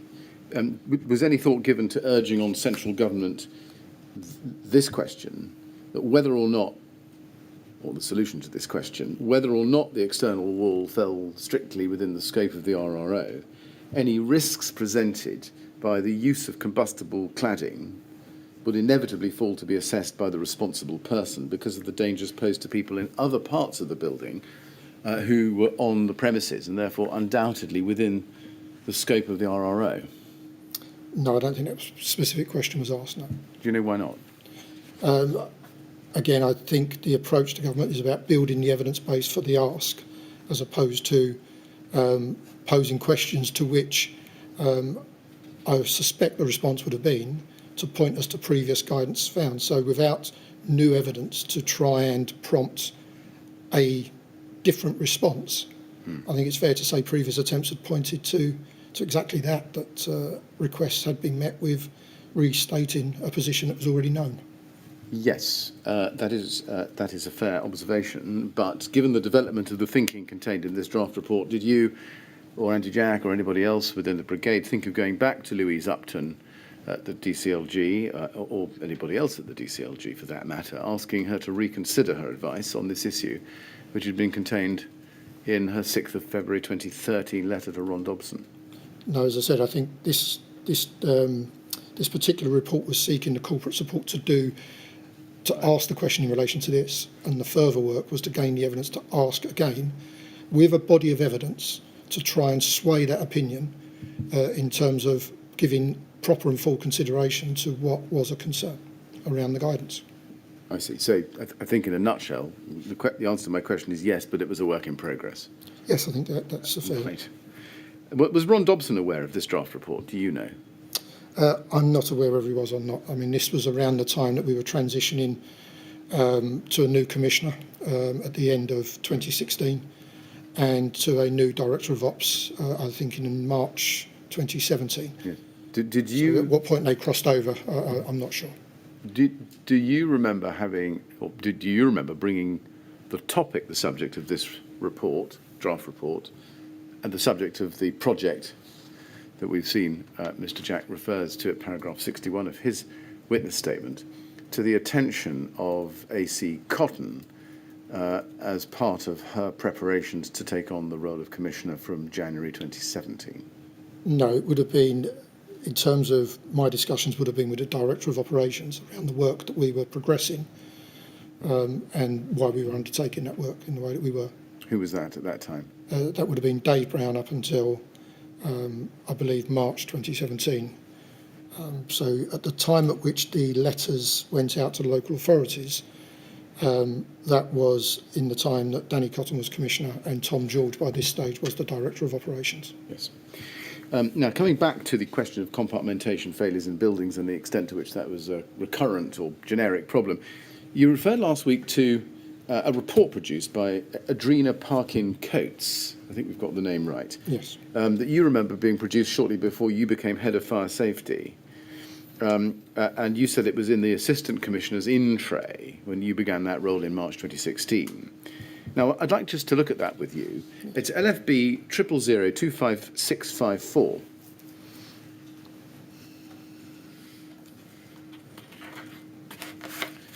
And if we go to the first page, at the top of the page, you can see that it was produced for a meeting of the Performance Management Board on the 26th of November 2015, authored by the Business Support Group Manager, and I think that's, or was, Adrena Parkin-Coates. It was indeed, yes. And the Business Support Group was part of the Fire Safety Department. It is. Do you know who commissioned this report? I don't know. Do you know what prompted it? Do you know? I think what prompted it was concerns within the fire engineering group. So Adrena Parkin-Coates, while she headed up the business support group, is also a qualified fire engineer. Right, thank you. Now let's look at the summary and the title indeed. The title is Compartmentation Issues Within the Built Environment. Summary: compartmentation is the subdivision of a building by fire-resisting walls or floors for the purposes of limiting fire spread within the building. That's actually a quotation from the LGA Guide 2011. For a given period of time. The success of many building evacuation strategies are heavily reliant upon adequate compartmentation, especially in buildings where the majority of occupants, other than those directly affected by fire, stay in the building in the event of fire. And then it goes on. Fire safety officers are increasingly aware of fire stopping issues in new and refurbished buildings. This awareness has been raised as a result of post-fire reviews of buildings where there has been unusual fire and smoke spread through partnership work and through investigative work by other fire and rescue services. The general conclusion is that compartmentation issues within the built environment are widespread due to either poor workmanship or a lack of oversight of build quality by building control bodies and main contractors. An overall strategy to address fire stopping issues in London's building stock is needed. The London strategy will benefit from coordination with other stakeholders to integrate our work with any proposed national strategy. And if you go to the bottom, if we can scroll up a little bit, please, to the bottom of page 1, recommendations you'll see there, and they're twofold. First, one, the development of a strategy to reverse the trend of compartmentation failures and fire stopping issues as part of Fire Safety Regulations LSP 6 proposals, London Safety Plan 6 proposals. 2, letters being sent out to all NHS trusts and local authorities to raise awareness of compartmentation issues in PFI schools and hospitals as an immediate short-term measure. Now, PFI stands for Private Finance Initiative. Why were those concerns about adequate compartmentation particularly acute in PFI projects? I think there had been some evidence in those types of developments where issues had been found more readily. Would it be accurate to say that those concerns weren't confined to PFI projects? Yes, I think that's fair to say. Page 2, please, under the heading Background. Paragraph 1. The issue of substandard fire stopping is endemic, in capital letters, endemic, within the construction industry in the UK and has been known about for the past 10 years. And that's a quote from Wilf Butcher, the Chief Executive Officer for the Association of Specialist Fire Protection. And then it goes on. The quote above highlights the scale of fire stopping issues within the built environment for new and refurbished buildings. There is also a greater awareness of the problem within the authority as a result of post-fire reviews of buildings where there has been unusual fire and smoke spread, or through partnership work and investigative work by other fire and rescue services. This has highlighted failures to comply with the building regulations, either during construction or refurbishment phase in relation to fire stopping. Now, the Association for Specialist Fire Protection, what was that? It's one of the wider fire sector organisations. Right. And would you agree with Ms. Parker-Coates' assessment in paragraph 2 there that at least from the quote, that the problem of inadequate compartmentation was endemic? Whether I'd agree with the term is neither here nor there. I suppose from our experience of the audits that we undertook, compartmentation was a reasonably regular outcome. Bearing in mind, however, about 70% of the audit activity that we undertake, buildings would come out as broadly compliant. So I think endemic focuses on where issues are found. It's a common issue, but whether that's a a statement that could qualify the condition of the wider building stock is possibly one for Mr. Butcher to answer. Right. Now, let's look at the section of the report that relates to residential buildings, please, at page 3. If you go to paragraph 10 on page 3, underneath the heading Residential Building Issues, you'll see it's the second paragraph down. It says this: residential buildings are designed to have a stay-put policy, whereby only the residents within the flat of fire origin evacuate in the event of fire. All other residents remain within the building unless directly affected by heat or smoke. The standard of compartmentation is therefore critical, as it limits fire spread within the building to protect other residents from the effects of fire. Now this, am I right, is the same point that was made in the draft report produced by you and Andy Jack the following year, in and from August 2016. Yes? Yes, yes. Namely, that stay put can only be an appropriate strategy in a building if the compartmentation in that building is known to be completely reliable. Yes, and I think the point we made earlier is that compartmentation is a principle that underpins that strategy. And the degree to which compartmentation is breached is also something that needs to be considered as part of the risk assessment, because compartmentation breaches could range from small drill holes in a compartment wall through to much larger breaches.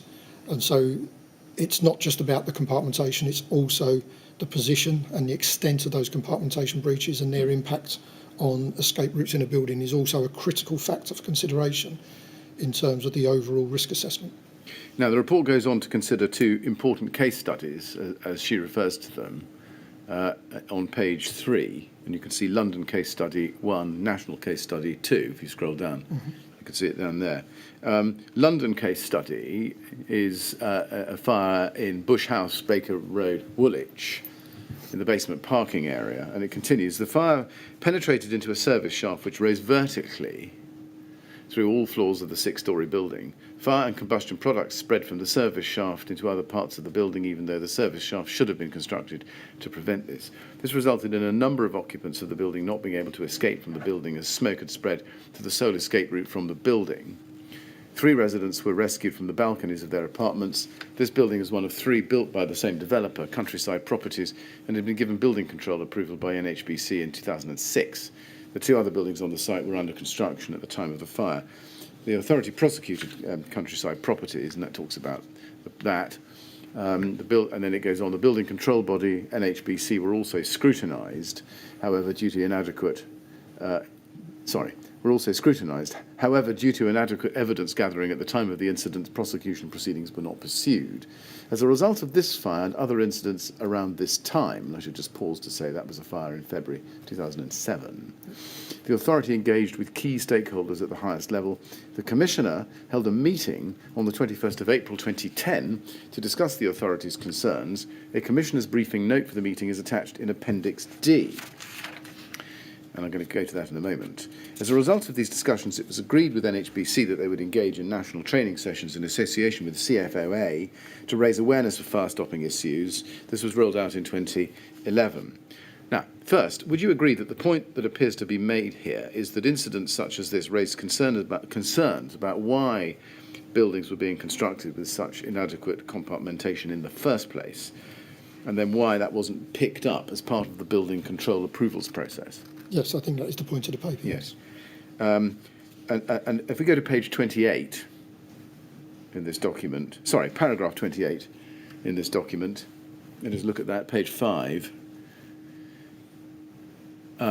We can see there's a Merseyside FRNS proposals to COFA with some recommendations, and there are 4 bullet point recommendations there. So training of fire safety officers to identify failings in build quality, fire safety officers carrying out full building inspection as opposed to non-forensic audits, responsible persons of all major construction projects built in the past 10 years, or responsible persons in general being asked to undertake full structural surveys as part of their fire risk assessment process. CFOA need to raise the issue of quality assurance within the construction industry with central government, building control bodies and the Construction Industry Council. Did you know about those recommendations? Only when I read this paper. When did you read it? So it was, as I say, it was in my intro when I came into the department.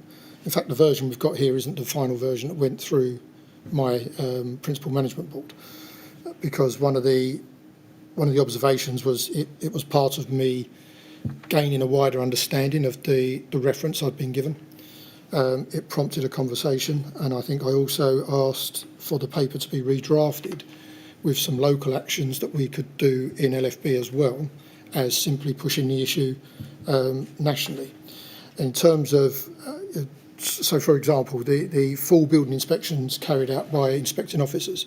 So it's probably fair to say under the Fire Precautions Act, it was a more intrusive type of inspection that was carried out. But under the RRO, it was much more of an audit and a sample. I think I would have had some concerns about that particular recommendation in so much as many of the issues that we are concerned about, if they're not picked up during the building control phase of the building, they then become hidden under the finishes within a building. Yes. And of course, a fire safety audit does not allow us to go in and start to dismantle a building for the purpose of the check-in. So it was about more, I think the final version of this document includes some stuff that we were working with building control bodies and engaging with them on our concerns and our issues, as that would be the appropriate body to pick up those issues that are being built into the fabric of the building that would be beyond the scope of our officers to pick up in their audit process. Looking at paragraph 29 conclusions, would you agree, it says, this paper highlights some of the issues associated with poor build quality within the built environment, which have an adverse effect on the occupants of a building in the event of fire, particularly where there's a sleeping risk or vulnerable persons. The problem is not limited to London, as research carried out by Merseyside Fire and Rescue Services highlights. It is estimated that property developers have set aside £150 million for carrying out remedial works to the substandard premises that FNRS have been made aware of. It is considered that this is only a very small fraction of what would be necessary if the full picture were known. Now, when you read this in March 2016, what did you think of that? It's clearly a cause for concern. It's certainly, in terms of the work we seek to undertake in our regulatory role, it points to a number of issues that no matter how well we do our job, there are. I think that was part of the reason I asked for the paper to be reworked, to also provide some actions we could undertake within London and the London context, and also how we would elevate the concerns beyond the department and through to CMB, which I believe it ended up at the Corporate Management Board after the paper had been reworked with those additional recommendations towards the end of 2016. The date escapes me, but certainly at that point in time. Would you agree that incidents like this, particularly the one in Bush House in 2007, would raise concerns and learning points for operational firefighters? Because the question they would face is, what is the appropriate operational response to a fire in a building that may have this kind of inadequate compartmentation? Yes, I would, and I think I conceded in my statement that we haven't organisationally always learnt as much as we could from fire safety interventions. And I think that, sorry if I may, sorry. I think that's something that we had sought to address. It's something that bringing firefighters back into the role of understanding regulatory work was important to do that, because of their interactions with building will be far greater than the 2% we could actively sample, and get, if you like, eyes inside more buildings to alert us to more issues where they might be present. But again, it's the context of this issue in terms of compartmentation is not the only learning that we could have taken from not just our protection work, but our preventative work as well. Now, would you also agree, and would it follow from what you've just told us, that one key point that would arise in relation to an appropriate operational response is whether an incident commander can assume that occupants in a block of flats should be told to stay put in the event of a fire, or whether an alternative strategy should be adopted in the light of the fact that compartmentation can't be relied on? Like I said, we're basing our assumptions here on very small amounts of audit activity. And the vast majority of our audit activity does point to buildings being broadly compliant. And so if we were to make a working assumption, I think the assumption is that the building strategy, as determined by the responsible person in conjunction with their fire risk assessor, is the appropriate strategy for that building based on their activity and their work. but there should always be an assumption that based on what you're faced with at the incident, the dynamic situation in front of you and the behaviour that you may observe, that there may be a need for that strategy to change in the course of the incident. Yes. But at the beginning of that answer, you said that you were basing your assumptions on very small amounts of audit activity. Would you accept nonetheless that even though the percentage of audit activity may be small, relatively speaking, the findings were significant enough for at least Merseyside Fire and Rescue Services to make some pretty far-reaching recommendations, and for your brigade, the LFB, to want to take those forward? Yes, I think it does point to concerns that needed to be raised, and we were hoping to raise those.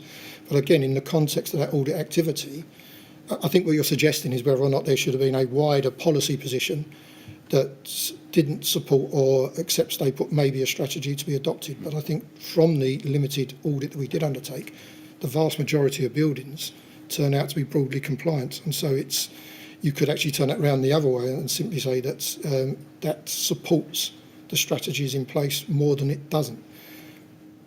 Now, let's look at Appendix D, which was referred to at paragraph 17, as we saw. Page 13 of this document. This is a note to Commissioner Ron Dobson from Steve Chirrick, dated the 15th of April 2010. It forms part of the Parker Coates report. Now, Steve Chirrick was Neil Orwell's predecessor as head of fire safety, wasn't he? He was, yes. And therefore he was your predecessor, I think. Yes. Did you read this note, this Appendix D, as part of your reading of the report when you saw it? Yes, I believe it did, yes. It says in the first substantive paragraph on page 13, you, that's Ron Dobson, are due to meet with representatives from the construction and building control sectors on 21st of April, that's 2010, to discuss our concerns about the quality of construction and checking of new build and refurbished residential premises. And you can see the attendees who are expected. Casting one's eye down there, you can see, for example, Paul Everall from NABC at the time, Brian Martin, CLG, and others from government, central government, and also Andy Jack and Simon Davis, as well as Steve Chirrick, to be attending. If you then go to page 14, background to the issues, the note says in the first bullet point there, a significant number of recent fires over the last 2 years or so have exhibited unusual fire spread and or smoke spread. Investigations have often found this to be due to failures to comply with the building regulations, either during construction or during refurbishment. The fires concerned have resulted in persons becoming trapped and requiring rescue by the brigade, building collapse and other unnecessary damage to buildings, firefighters being placed at unnecessary risk. Similar failures to comply with building regulations have been found as a result of standard audits and follow-up to alleged fire risks. Around 50 significant cases in the London area have come to our attention over the last 2 years or so. In each case, the building defects arose at the time of construction or refurbishment. Most cases involve large and major construction companies. In each case, the building defects appear to either have not been identified by the building control body or to have been noted but not followed up on to ensure the defects were remedied before the premises come into use. It is now a matter of significant concern whether the construction and approval process is being enforced with sufficient vigour to reasonably ensure new residential buildings in London are fit for purpose. The further issue is that the buildings involved so far can have been built at any time over the last 10 or 15 years. Consequently, we are concerned about how many residential premises with significant building regulation defects may be in use in London. Now, when you read that clearly, we've seen this report refers to discussions resulting in an agreement that the NHBC would engage in national training sessions with the CFOA to raise awareness of fire-stopping issues, and that was rolled out in 2011. I don't think I showed that to you, but that is, okay. You'll recall that. Do you know anything about those national training sessions? No, I don't, no. Do you know whether anyone from the LFB's operational departments attended this meeting? No, I've only got the list that's on this letter. Right. Do you know if these discussions were brought to the attention of the operational side of the LFB at all? No, I don't. No. Would you agree, though, that these issues directly impacted on operational firefighting as well as on fire safety, so far as different, for the same reasons we've already looked at, namely that if a compartmentation system in a block of flats fails or is at risk of failing, then that has an immediate effect on the appropriate operational response? Yes, I think if there are concerns of that nature, then the policy position around responding to the dynamic situation would probably alert those crews more quickly to that scenario. Yes. Now, let's go back to the text of the report, please, at page 3, paragraph 11, which is the case studies. And at paragraph 11, there's a reference there to the case studies. And then it goes on to say, however, the Structural Fire Safety Failures Quarterly/Annual Reporting Paper, see Appendix C, outlines a number of other fires where structural defects were noted between 1st of April and 30th September 2014. So this is more recent. And if you go to the report, it's at page 10 of this document. Let's look at that. You can see that there it is, Appendix C, titled Structural Fire Safety Failures Quarterly/Annual Reporting, Meeting Deputy Commissioners, Directorate Management Board. March 2015 is the date of this report, and it's by Neil Orbell, AC Orbell Fire Safety Regulation. So it's a year before you came into post. Mm-hmm. And it's for the Deputy Commissioners Directorate Management Board. That would have been chaired by Rita Dexter, wouldn't it, at the time, I think? Just. Yes, possibly. Now, certainly in my time, it was the Director of Operations that would have chaired that board. Right. Are you familiar with this report? Or at least did you read it when you saw it in your in tray? I have seen this report, yes. Right. Now, let's look at summary, page 10. The report is the first in a series of thematic reports produced by the FSR Policy Group on a quarterly and annual basis for the Assistant Commissioner FSR to report to the Directorate Management Board, the MB. The reports will be derived from the post-fire review process from April 2015 and identify any themes or trends that are evident to enable a strategic overview to be achieved, consideration of further analysis/investigation, and opportunities to reduce risk in future by FSR, CS or APR interventions where appropriate. This specific report and spreadsheet, covering the period 1st April 2014 to 31st December 2014, provides an overview of incidents where fire investigation, senior fire safety officers or fire safety inspecting officers has been identified that structural fire safety failures may be present that could have contributed to the significant spread or development of a fire.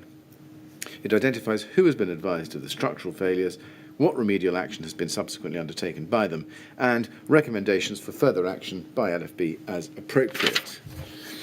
Do you know who instigated this series of thematic reports in 2015? I don't know. Do you know whether those reports continued to be produced during your time as Head of Fire Safety? No, I think we would look to review the process in terms of the papers that we were drafting. So having read this paper, I felt there was more we could do in a London context. And as I say, I think the latter version points to an action plan about how we might address those things. Right. When you came into post, were those thematic reports being produced?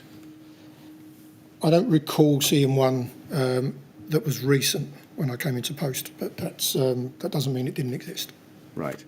Now, if you go to the end of the first paragraph, you can see a reference to OPR. What is OPR, and who are OPR officers? Is it operational performance response? Or? It could well be. Sorry, we have quite a few acronyms, but I'm sorry I can't necessarily help you with that. Right. Okay. Now, someone may be able to. Looking onto the content of the report at page 11, under the heading Background, the report says this. 1. A post-fire review process has recently been introduced by Fire Safety Regulation. The purpose of the review is to develop a greater understanding of the contributory factors of incidents to identify trends and themes that may be influenced, communicated by LFB to prevent similar incidents reoccurring and improve fire safety.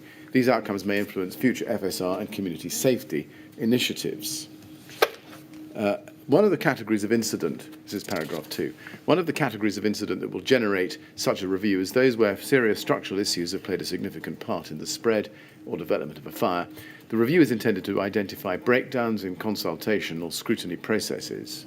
by building control, local authorities and or approved inspectors, quality of refurbishment works and or the competence of contractors, issues relating to fire risk assessments and or management failures and need for alterations notices. And below that, there's a big passage entitled Structural Fire Safety. I'll just show you one or two of those. One or two parts of that. 25 incidents occurred over this period and 3 were identified as significant and having potential deficiencies in structural fire safety features that may have contributed to the spread or development of fire. All were in residential blocks of flats. 2 of these were local authority owned buildings and 1 was privately owned. And you can see what they are. Campbell Court, Dalston Square and Holcroft House, which will be familiar to those following last week's evidence. Fire investigation officers and senior fire safety officers don't attend every fire incident, do they? No, they don't.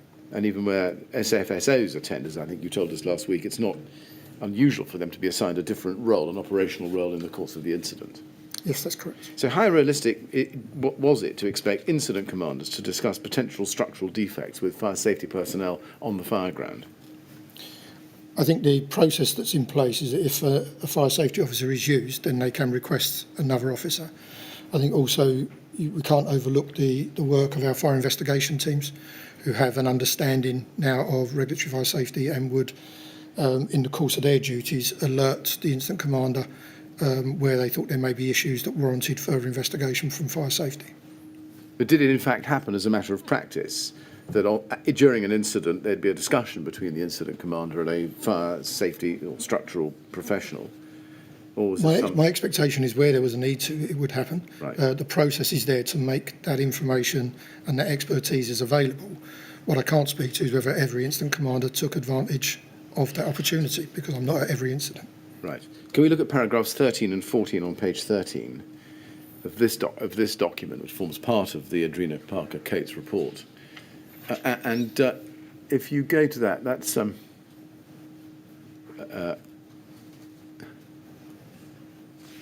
excuse me a moment. I think I want page 12, actually.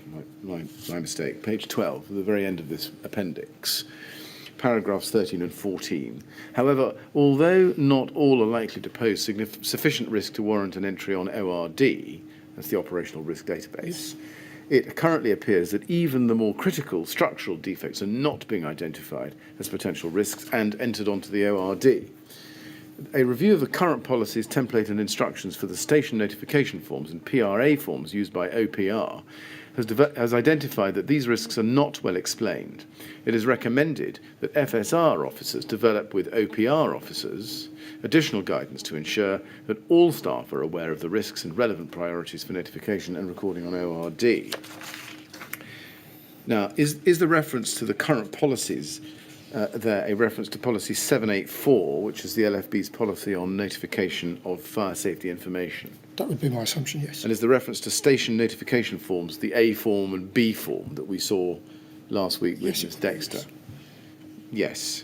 Now, can you explain in very short, broad terms what it was about the policy and the template forms that your department considered to be lacking?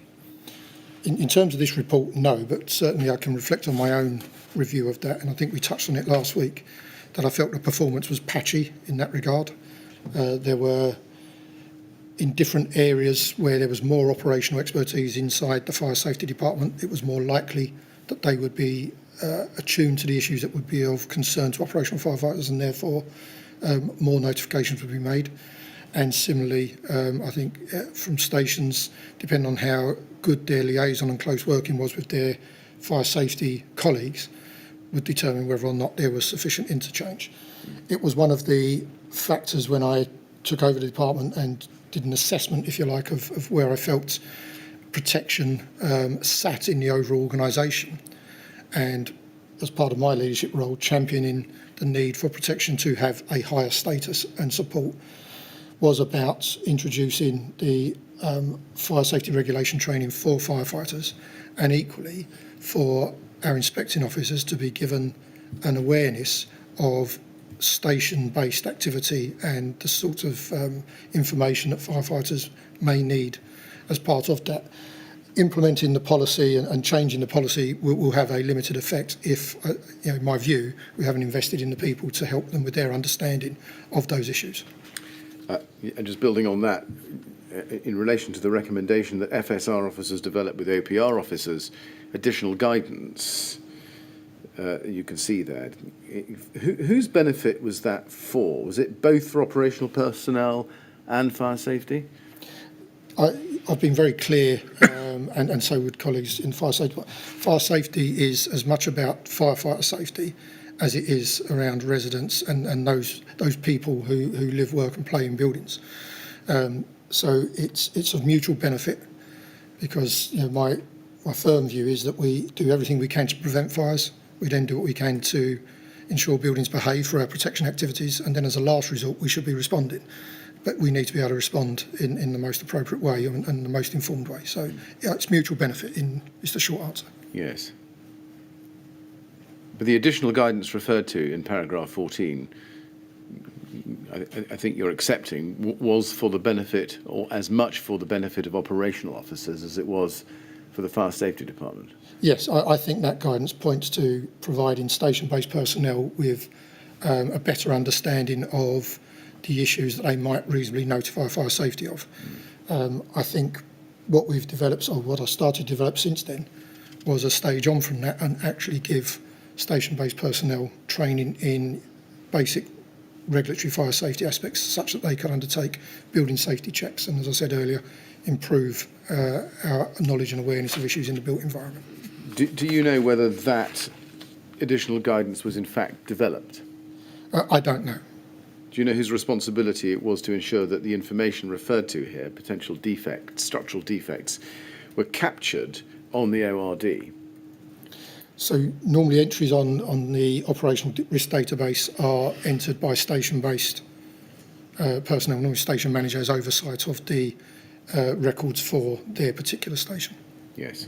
But it would sometimes fall to watch officers to actually upload or input that information. And to what extent were station-based staff who had oversight over the inputs into the ORD dependent on fire safety personnel from your department to identify the relevant information and tell them about it?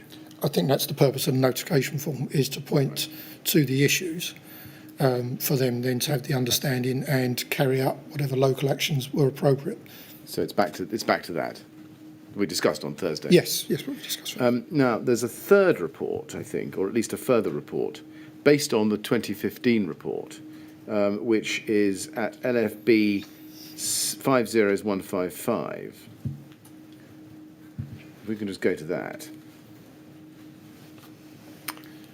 It's entitled Compartmentation Issues Within the Built Environment, for a meeting of the Corporate Management Board by Assistant Commissioner Fire Safety, and the date is 21st December 2016. So this is your report, is it? Yes, this will be the reworked version of the earlier report Yes. that I asked for, yes. Thank you. That was my first question. That's helpful. If we go to page 6, paragraph 37 on that page, underneath the heading Potential LFB Action Plan, you can see a long list of items there that runs from A on page 6 to J on page 7. If we can just scroll down to page 7 and see where it ends up.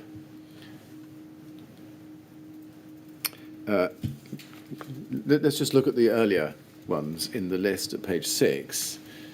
Review internal documentation to ensure that any identified premises compartmentation issues are centrally collated for both national and brigade returns. Ensure brigade inspecting officers are provided with salient learning and development opportunities on the identification of compartmentation issues whilst carrying out audits, etc. And E, engage with building control bodies through the London District Surveyors Association, etc., to discuss our concerns and request these concerns are disseminated through to their membership. I've taken some of those really almost at random, but do you agree that those potential action points, and indeed all of these potential action points, focus on actions that could be taken to improve knowledge and understanding on the part of fire safety personnel? Yes, the intention here was to work with the wider sector, but also to improve our own processes, yes. Now, one thing you'll note in this list is what's missing, and that is the involvement of the operational side of the LFB, i.e. firefighters. There's no element of the action plan which involves them. Am I right about that? Yes, I think when we talk at the first point there is also that notification process, if we understand the issues and then how we share that information. Yeah. But there isn't a specific action for operational colleagues, no. Do you know why there was no mention in any of these action points of involving frontline firefighters? I don't think it was a deliberate omission. I think it's just where we got to. Right. Do you know whether any of these points in this action plan were pursued? I believe we'd started on them. To what extent we'd moved through that, I don't have a memory of it, no. I'd like to turn to a different topic next, which is organisational learning. Can I start with your police statement? MET 3077774 at page 3.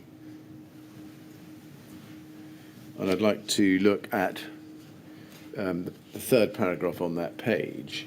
You say this: one of the things that I tried to take on in my role as Assistant Commissioner for Fire Safety, which is a role I took on about a year before the fire at Grenfell Tower, was to try and open up more avenues for organisational learning around concerns around the built environment. How did you go about doing that? I think some of the things I've already described in terms of opening up better awareness amongst operational crews to support that. The paper we've just talked about in terms of bringing to life those issues. I think I was, having read that paper, and that paper then led me into the sort of history of concerns that have been raised over time by both Mr Dobson and Mr Turek over their time in roles, gave me food for thought in terms of what we were proposing in the LSP for fire safety, and there is stuff there around improving the competence of our officers. I think we had been largely a performance-led department in terms of a pursuit of numbers of audits rather than necessarily looking at the quality of the audits undertaken and, for want of a better expression, wringing out the learning from those interactions across the organisation. So I think it was those kind of concerns that I think I was taking on board. My interactions with section leads, there was clearly some frustration around their concerns that they'd had and the extent to which their voice had been heard. And I saw that as one of my key roles, was to bring their concerns and their professional expertise to bear on the wider organisation. Now, if you go, please, to I want paragraph, page 13 of this witness statement, paragraph 2 on that page. You describe the learning from Shepherd's Court. Yes, that's it.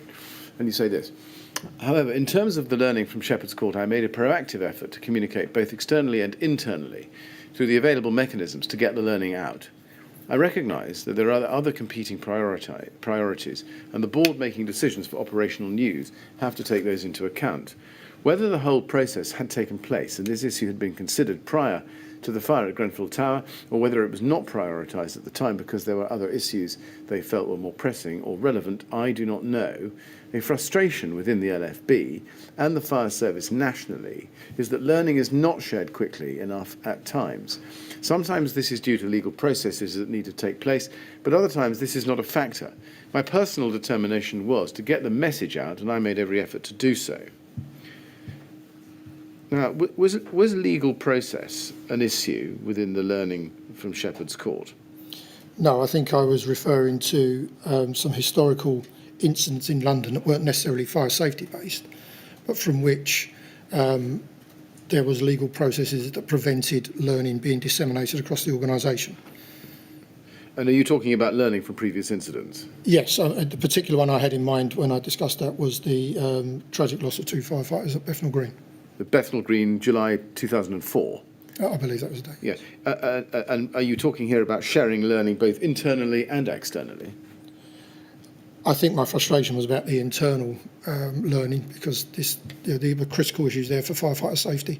Yeah. And whilst I understand legal processes have their place, it's somewhat frustrating that we can't, or didn't seem apparent to be able to circumvent that and make sure the learning was available. Were you satisfied that the learning from Shepherd's Court was fully communicated internally? I think, as I said earlier, we reviewed Shepherd's Court, and the performance on that day did not give rise to concern around the operational response. We certainly would have discussed what other actions may have been necessary, and I think we reviewed the RMP report. I think with hindsight, one of the things that we possibly could have done was remind crews of the learning from Lacanau House, because I think that had very much more in common with the circumstances of Shepherd's Court than anything else. Yes, thank you. Now, as Assistant Commissioner for Fire Safety, I think it's right that you were a member of the Operational Directorate's Cooperation Board, or ODCB. Yes. I think also it's right that the ODCB was intended to provide opportunities for the different LFB departments to share information together. Yes. Yes, yes. Now, as head of fire safety, were you able to use the ODCB as a mechanism to bring fire safety concerns to the wider attention of other elements of the brigade?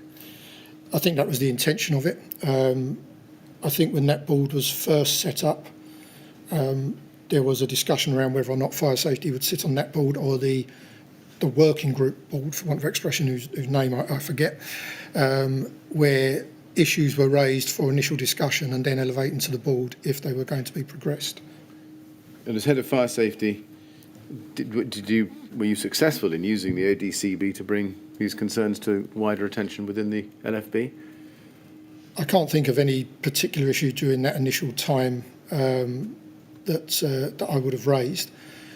I know certainly in terms of the working group where most of that consideration was done, I delegated that to one of my DACs who attended that board and would have raised our concerns in that arena, and that was DAC Drawbridge.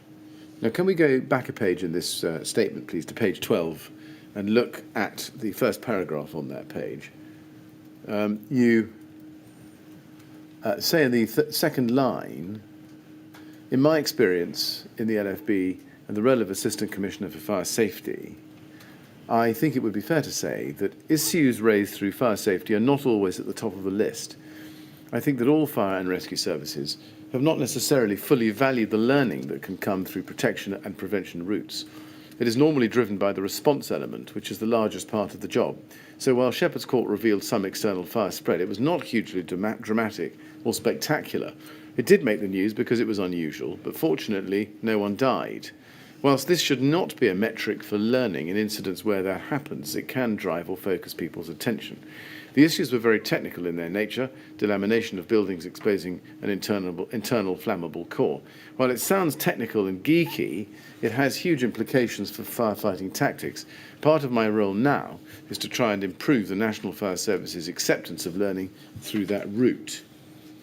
Now, just breaking that up, first, when you say it's normally driven by the response element, which is the largest part of the job, are you referring to the operational response to an incident? Yes. And what is normally driven by that response element? I think organisational learning tends to flow more readily through that route. In terms of the broader part of this statement, what I'm trying to convey is I think in the environment in which we operate, with the governance that we operate, people's expectations of the fire service is how quickly we respond. Often for me, there are three functions. We are there to prevent, protect and respond. And I think those primary functions are given less weighting, both politically and societally, because people's expectation is it's about fire engines as opposed to the wider role. So are you saying, well, there's another way of putting it, that articles which are for operational news and which are disseminated to frontline responders through operational news are normally informed by the operational side of the organisation? Yes, and potentially some more pressing political concerns. At this particular time, for example, there was quite a lot of activity around understanding the counter-terrorism threat and our response and knowledge of that, as an example of issues that would have been competing at that time. Right. And I think you're referring in this part of your statement specifically to your attempts to have the lessons learned from Shepherd's Court addressed in operational news. Is that right? I think what I'm talking about here is the more broad concepts. I think I've used Shepherd's Court at the time, but not necessarily as the prime example. I think more generally, I was determined to do that, and certainly in the role I undertake now, one of the things that we have done is to think about national organisational learning rather than national operational learning, and that's something we're considering now so that we bring those strands together more readily. Right. Can we go back a page to page 11 in this witness statement? I just want to look at the last paragraph there with you. You say there was something in operational news.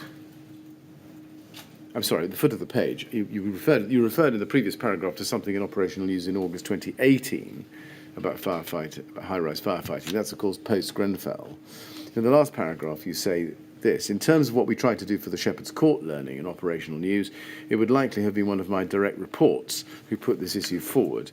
I do not recall who held responsibility for operational news or for the staff who did at the time, but it may possibly have been Deputy Assistant Commissioner Lee Drawbridge.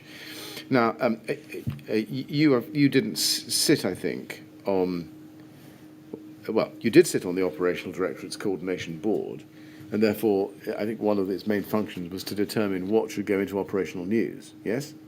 The recommendations came through a subsidiary board of that. Yes. And in terms of my position on that board, that was something that was shortly after it was established, was to look at that attendance and reduce it, because the board was too large for a board, a decision-making board.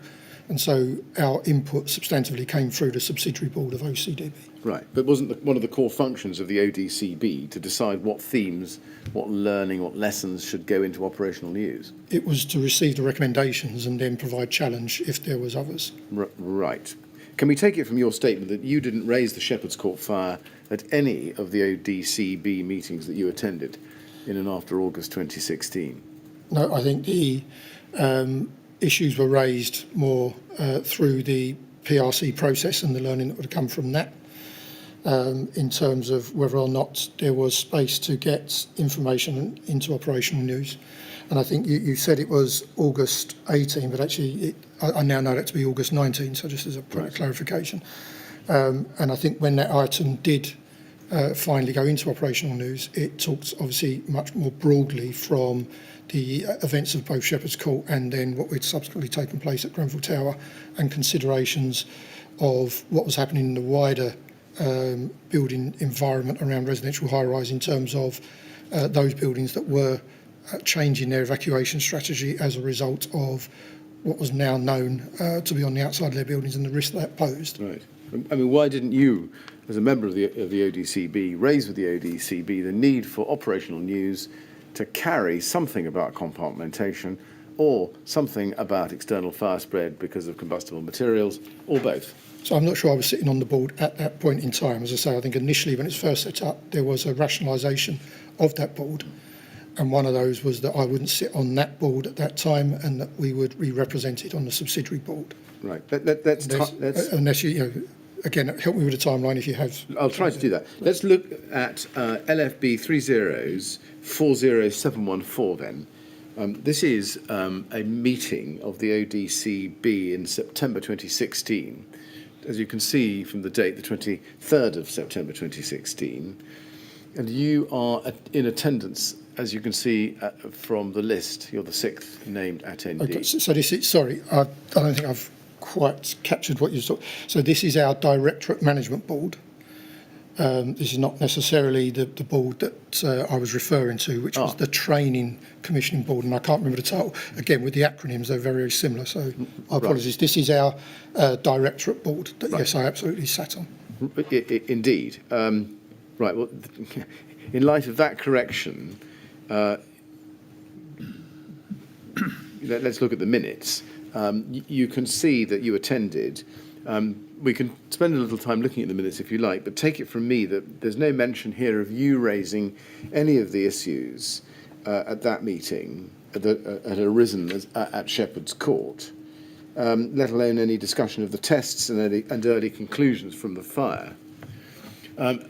would that not have been an appropriate time to raise with the ODCB the need for training need for education through operational news in relation to the lessons so far learned from the Shepherd's Court fire? Yes, I can see that would be a formal route through which I would have done that. But I'm quite comfortable that certainly in the conversations that I would have had in the margins of that and with my line manager and with the other AC groups, that we were having active conversations around what work we were undertaking following Shepherd's Court. Right. You say that would be a formal route, but you were having active conversations where? Sorry, I didn't quite catch it. In the margins of that, we have regular meetings where the AC group will discuss ongoing issues and issues concerning our own departments.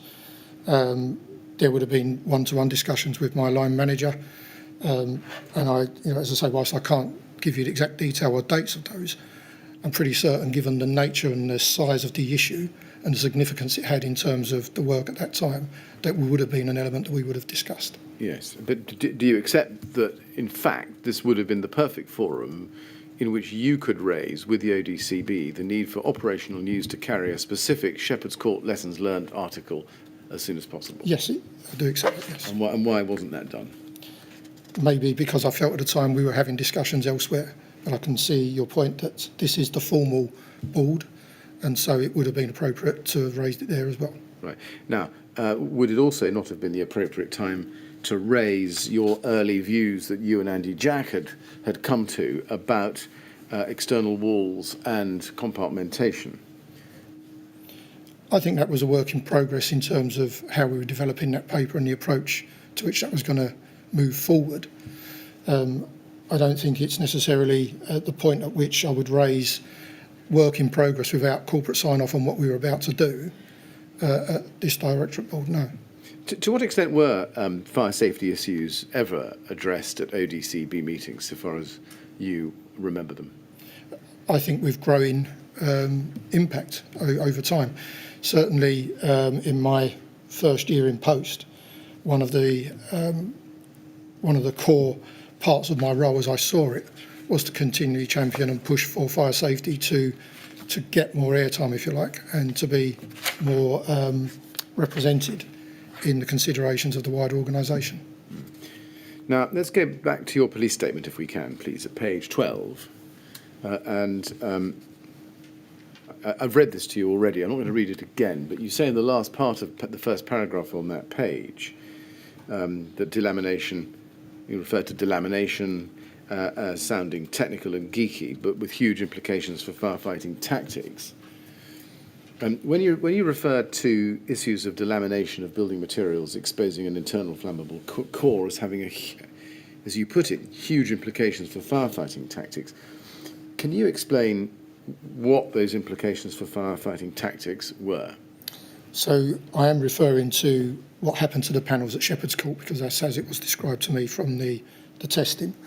And in terms of the implications, it's being aware and noticing the external fire spread and responding to it.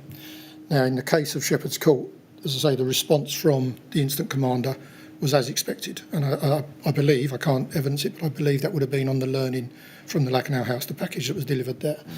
So in terms of, without that awareness, that fire would not have been dealt with as successfully as it was. So I think it drove the incident commander to reconsider and reappraise their original tactics. The original tactics would be to assume a fire in a single compartment. They very quickly adapted and flexed those tactics and then tackled the fire across multiple floors.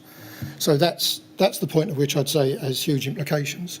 But having seen that, and I think, as I said earlier, with hindsight, I think one of the things that I could have considered and should have considered is that we should have reminded crews to refresh their knowledge of the Lakenau package, because I genuinely feel that was what possibly informed the actions on that day. Yes. One might say, but only to the extent that the Lakenau House training package actually addressed questions of rapid and uncontrolled external fire spread. I think it was well known that that was part of the consideration. It wasn't. It was something that was commonly discussed amongst operational colleagues.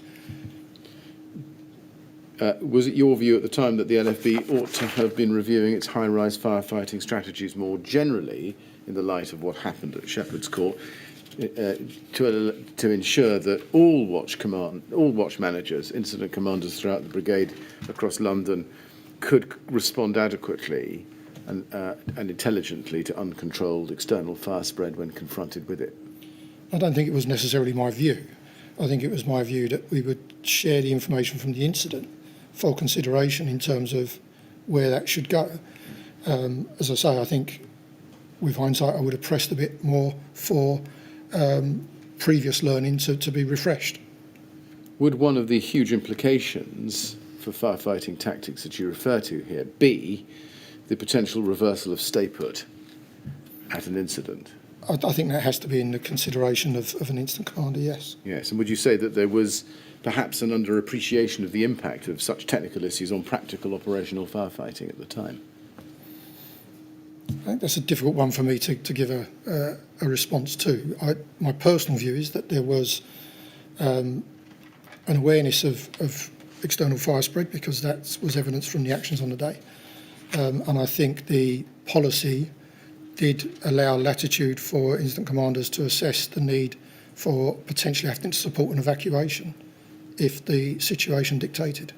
I mean, given that station-based training is delivered by operational officers at station level, was there a risk, as you perceived it at the time, that the training on matters like this, the lessons from both Lacknell House and Shepherd's Court, was likely to be perceived as technical and geeky, as you put it, and therefore less effective? No, I think in terms of the level of understanding needed from an operational officer is if they're observing external fire spread. The process and the way in which that has come about is of less concern to them, other than the fact that there is something evolving in front of them in that dynamic incident that would require their response. So it's part of the role of having a training department is to look at all of the information available and make sure that the training only contains that information that makes it accessible and readily available for the purpose which it's intended. So I wouldn't expect training to include the technical details of the panels or the mechanics by which it might become exposed. Just the fact that if there is external fire spread, how you might reasonably respond to that. No, that's helpful, sir. Yeah, yes. It sounds from what you're telling me, drawing the threads together so far, that because the incident response at Shepherd's Court, as it were, passed the tests, there were fewer lessons to be learnt from it to disseminate to operational firefighters. Yes, I think it's fair to say. And again, a hindsight reflection of that is I think we often look to areas of development following an incident to prompt learning, rather than also looking at where good practice has been employed as an exemplar to demonstrate and reinforce learning. Now, just in the minute or two before the break, if I can just ask you to go back, please, to the same paragraph on the screen in front of you, and I've read this to you. You said, while Shepherd's Court revealed some external fire spread, it was not hugely dramatic or spectacular. It did make the news because it was unusual, but fortunately no one died. Whilst this should not be a metric for learning an incident, where that happens, it can drive or focus people's attention. In your experience, was that something you encountered in relation to fire safety issues specifically, or was that a more generic attitude across the brigade? I think it was probably my reflection on some of the previous work and campaigns undertaken by the brigade.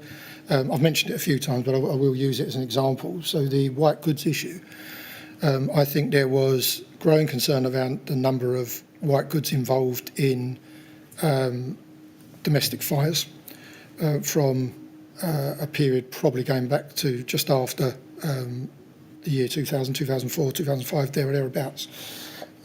What really drove and gave impetus to that campaign was the tragic loss of life in a couple of fires, and in particular one in northwest London where 6 members of a family died in the same fire, started in the white good.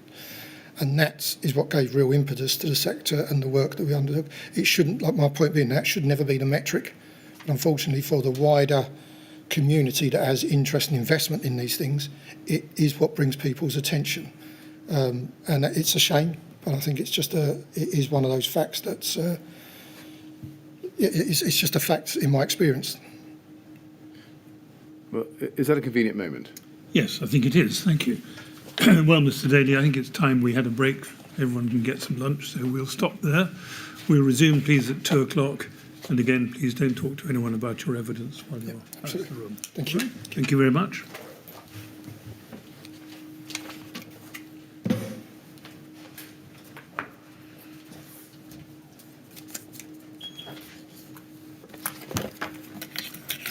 Thank you. 2 o'clock then, please. Thank you.